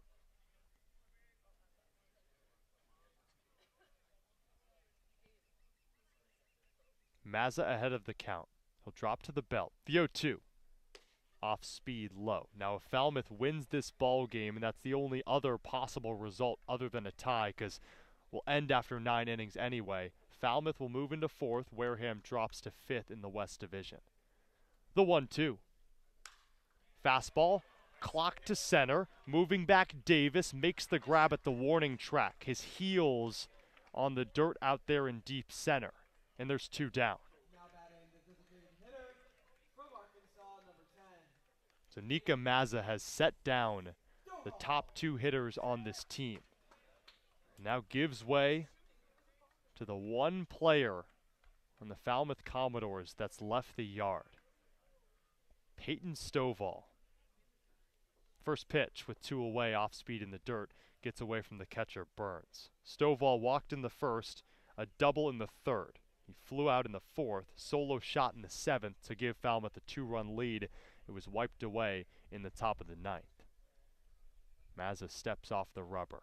This could be a pivotal point for the Gatemen. Turns the 1-0. Fastball at 87, up and away. For a Gateman team that near 20 minutes ago were staring down the barrel at no points and leaving as the last place team in the West Division. The 2-0 pitch. Fastball, chopped foul out of play. To now a chance to grab at least 1 point. That's more than enough for a Gateman team that's back at it tomorrow. With 2 away, the 2-1 pitch. Fastball, Stovall fouls it into the netting. And here we go. 2 balls, 2 strikes, 2 outs. Bottom of the 9th in a tie ball game, 4-4. The deuces have never been more wild. Nico Mazza steps off the rubber. Peyton Stovall, the lefty, at the dish. With 2 away. The 2-2 delivery. Fastball upstairs. Count full. Peyton Stovall, who in the month of June was playing in the College World Series. Well, today is just another big moment. The payoff pitch. Fastball, poked to the right side and through past the diving glove of Hausinger. Base hit for Stovall, his 3rd of the day. And now just a triple shy of the cycle, but he won't see any more action. He heads over to first. And Andrew Pinkney steps in. And we'll do the dramatics once again, but there will be a pinch runner for the Falmouth Commodores in Travis Chestnut. Pinkney, the righty, batting cleanup.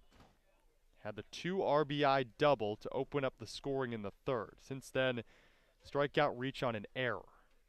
2 away. Mazza, a deep breath. Now in a closed stance, here's the pitch. Fastball high, count 1-0 to the Alabama Crimson Tide member. The pinch runner is Travis Chestnut over at first in a 4-4 ball game. Here's the 1-0. Right back to the pitcher Mazza, who slow tosses it over to first, and the Gatemen escape with a tie.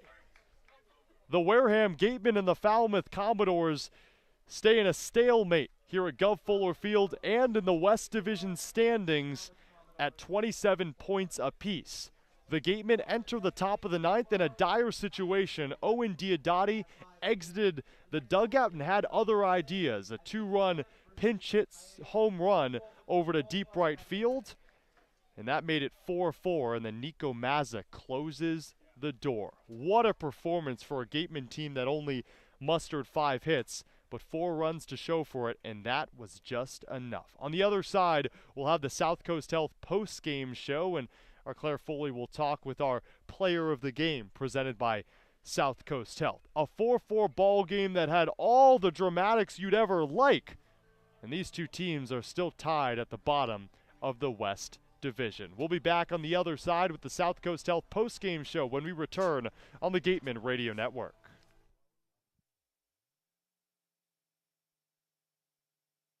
Summer is here, and we are finally back to enjoying all our favorite outdoor activities. As temperatures rise, so does the risk for unexpected injuries. South Coast Health Urgent Care Centers are open, safe, and here to provide the care you need when you need it. Our 7 locations are open 7 days a week, 8 a.m. to 8 p.m. Monday through Friday, and 9 a.m. to 5 p.m. on Saturday and Sunday. Walk-ins are welcome, and having a South Coast Health physician is not required. Visit southcoast.org/urgent care to check wait times and reserve your spot today. The 99 Restaurant and Pub is proud to be a sponsor of the Cape Cod Baseball League. Visit your local 99 and try their famous colossal lobster rolls, piled high on a grilled brioche and served hot buttered or just the right amount of mayo and celery with fries and coleslaw. The 99, always the real deal.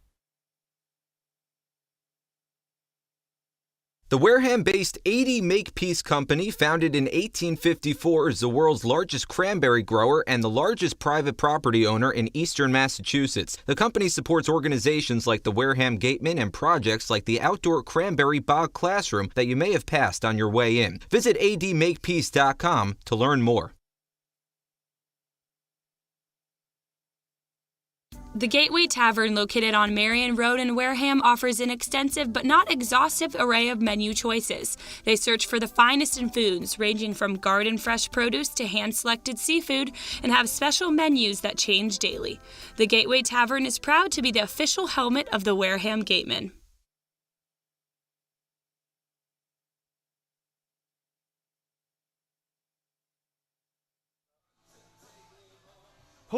Take a deep breath. Relish in the moment. 4-4 is your final score from Gov Fuller Field in Falmouth, Massachusetts. With Alex Feuz, I'm Cameron Ezeir on the South Coast Health post-game show. A Gateman team that looked in the dumps. They only had 3 hits entering the top of the 9th, but an Owen Diodati pinch hit 2-run home run tied this one up. Nico Mazza slammed the door. What a performance by the Gatemen in what looked like a reeling effort. Look, you never really want to cheer for a tie, but when the Gatemen didn't score anymore in the top of the 9th, that's what you're rooting for. You want to root for that 1 point, and the Falmouth and Gatemen are still tied. And as Claire gathers her South Coast Health Player of the Game. Yeah, wow. What a performance by the Wareham Gatemen. A tie at 4-4, and the biggest reason why, well, it's Owen Diodati, a returner from a season ago, and our own Claire Foley is with him now. Claire? Thanks, guys. Owen, this was a huge game tonight. You guys were tied in the division coming into it. This game keeps you in that same place. What was the team mentality going into the game and throughout it? Yeah, I mean, obviously it's a big game, and we're fighting for that last playoff spot right now, and, you know, there's still a good bit of season left, but every game counts at this point in the season, and we understand that, and obviously it was good to come out today and come back from behind and get a point. And your big hit in the 9th inning was the reason we're standing here right now. What was going through your mind in that at-bat? Yeah, I think pinch hitting is tough, obviously coming off the bench cold, and I think, you know, more than anything in those big situations, you just have to try to keep things simple and not try and do too much, and that's all I was trying to do. Do you think that this game will kind of be used as like a morale boost coming off of a tough game last night and maybe going forward for a playoff push? I sure hope so. You know, it was obviously great to come back in this one. Our pitchers gave us a great start, kept us in it, and, you know, gave us a chance to come back late. And, you know, hopefully we can go on another little bit of a run right now. Awesome. Thank you so much, Owen. Congrats on a great game. Thank you. Well, Claire, that was our South Coast Health Player of the Game, and there was no doubt who it was going to be. Owen Diodati, only 1 swing needed for Diodati coming up off the bench, a 2-run shot to tie this one up. Alex, going into Orleans tomorrow at home at Spillane Field, final takeaways from this outstanding game. Well, you said it, right? Outstanding game, a great way to respond from yesterday's game. You forget about that one. You think, okay, we just tied against one of the hardest competitors in this division in Falmouth, and you try to get another win tomorrow for an off day on Monday. Falmouth had 2 straight wins coming into this one. They were probably a pinch away from 3 straight wins, but instead, Owen Diodati, your South Coast Health Player of the Game, delivered in the top of the 9th to tie this one up, and that is where we lie. A tie between these 2 teams, and there's still knotted up at the bottom of the West Division. And hey, now that's the storyline going into the rest of the season. So that ends this broadcast in this game. 4-4 is your final score from Gov Fuller Field, two teams that are still vying for that final playoff spot. For Claire Foley and Alex Feuz and our producer Joey Demaray, I'm Cameron Ezeir saying so long and good night. A tie ball game, 4-4 between the Commodores and the Gatemen. We'll see you tomorrow.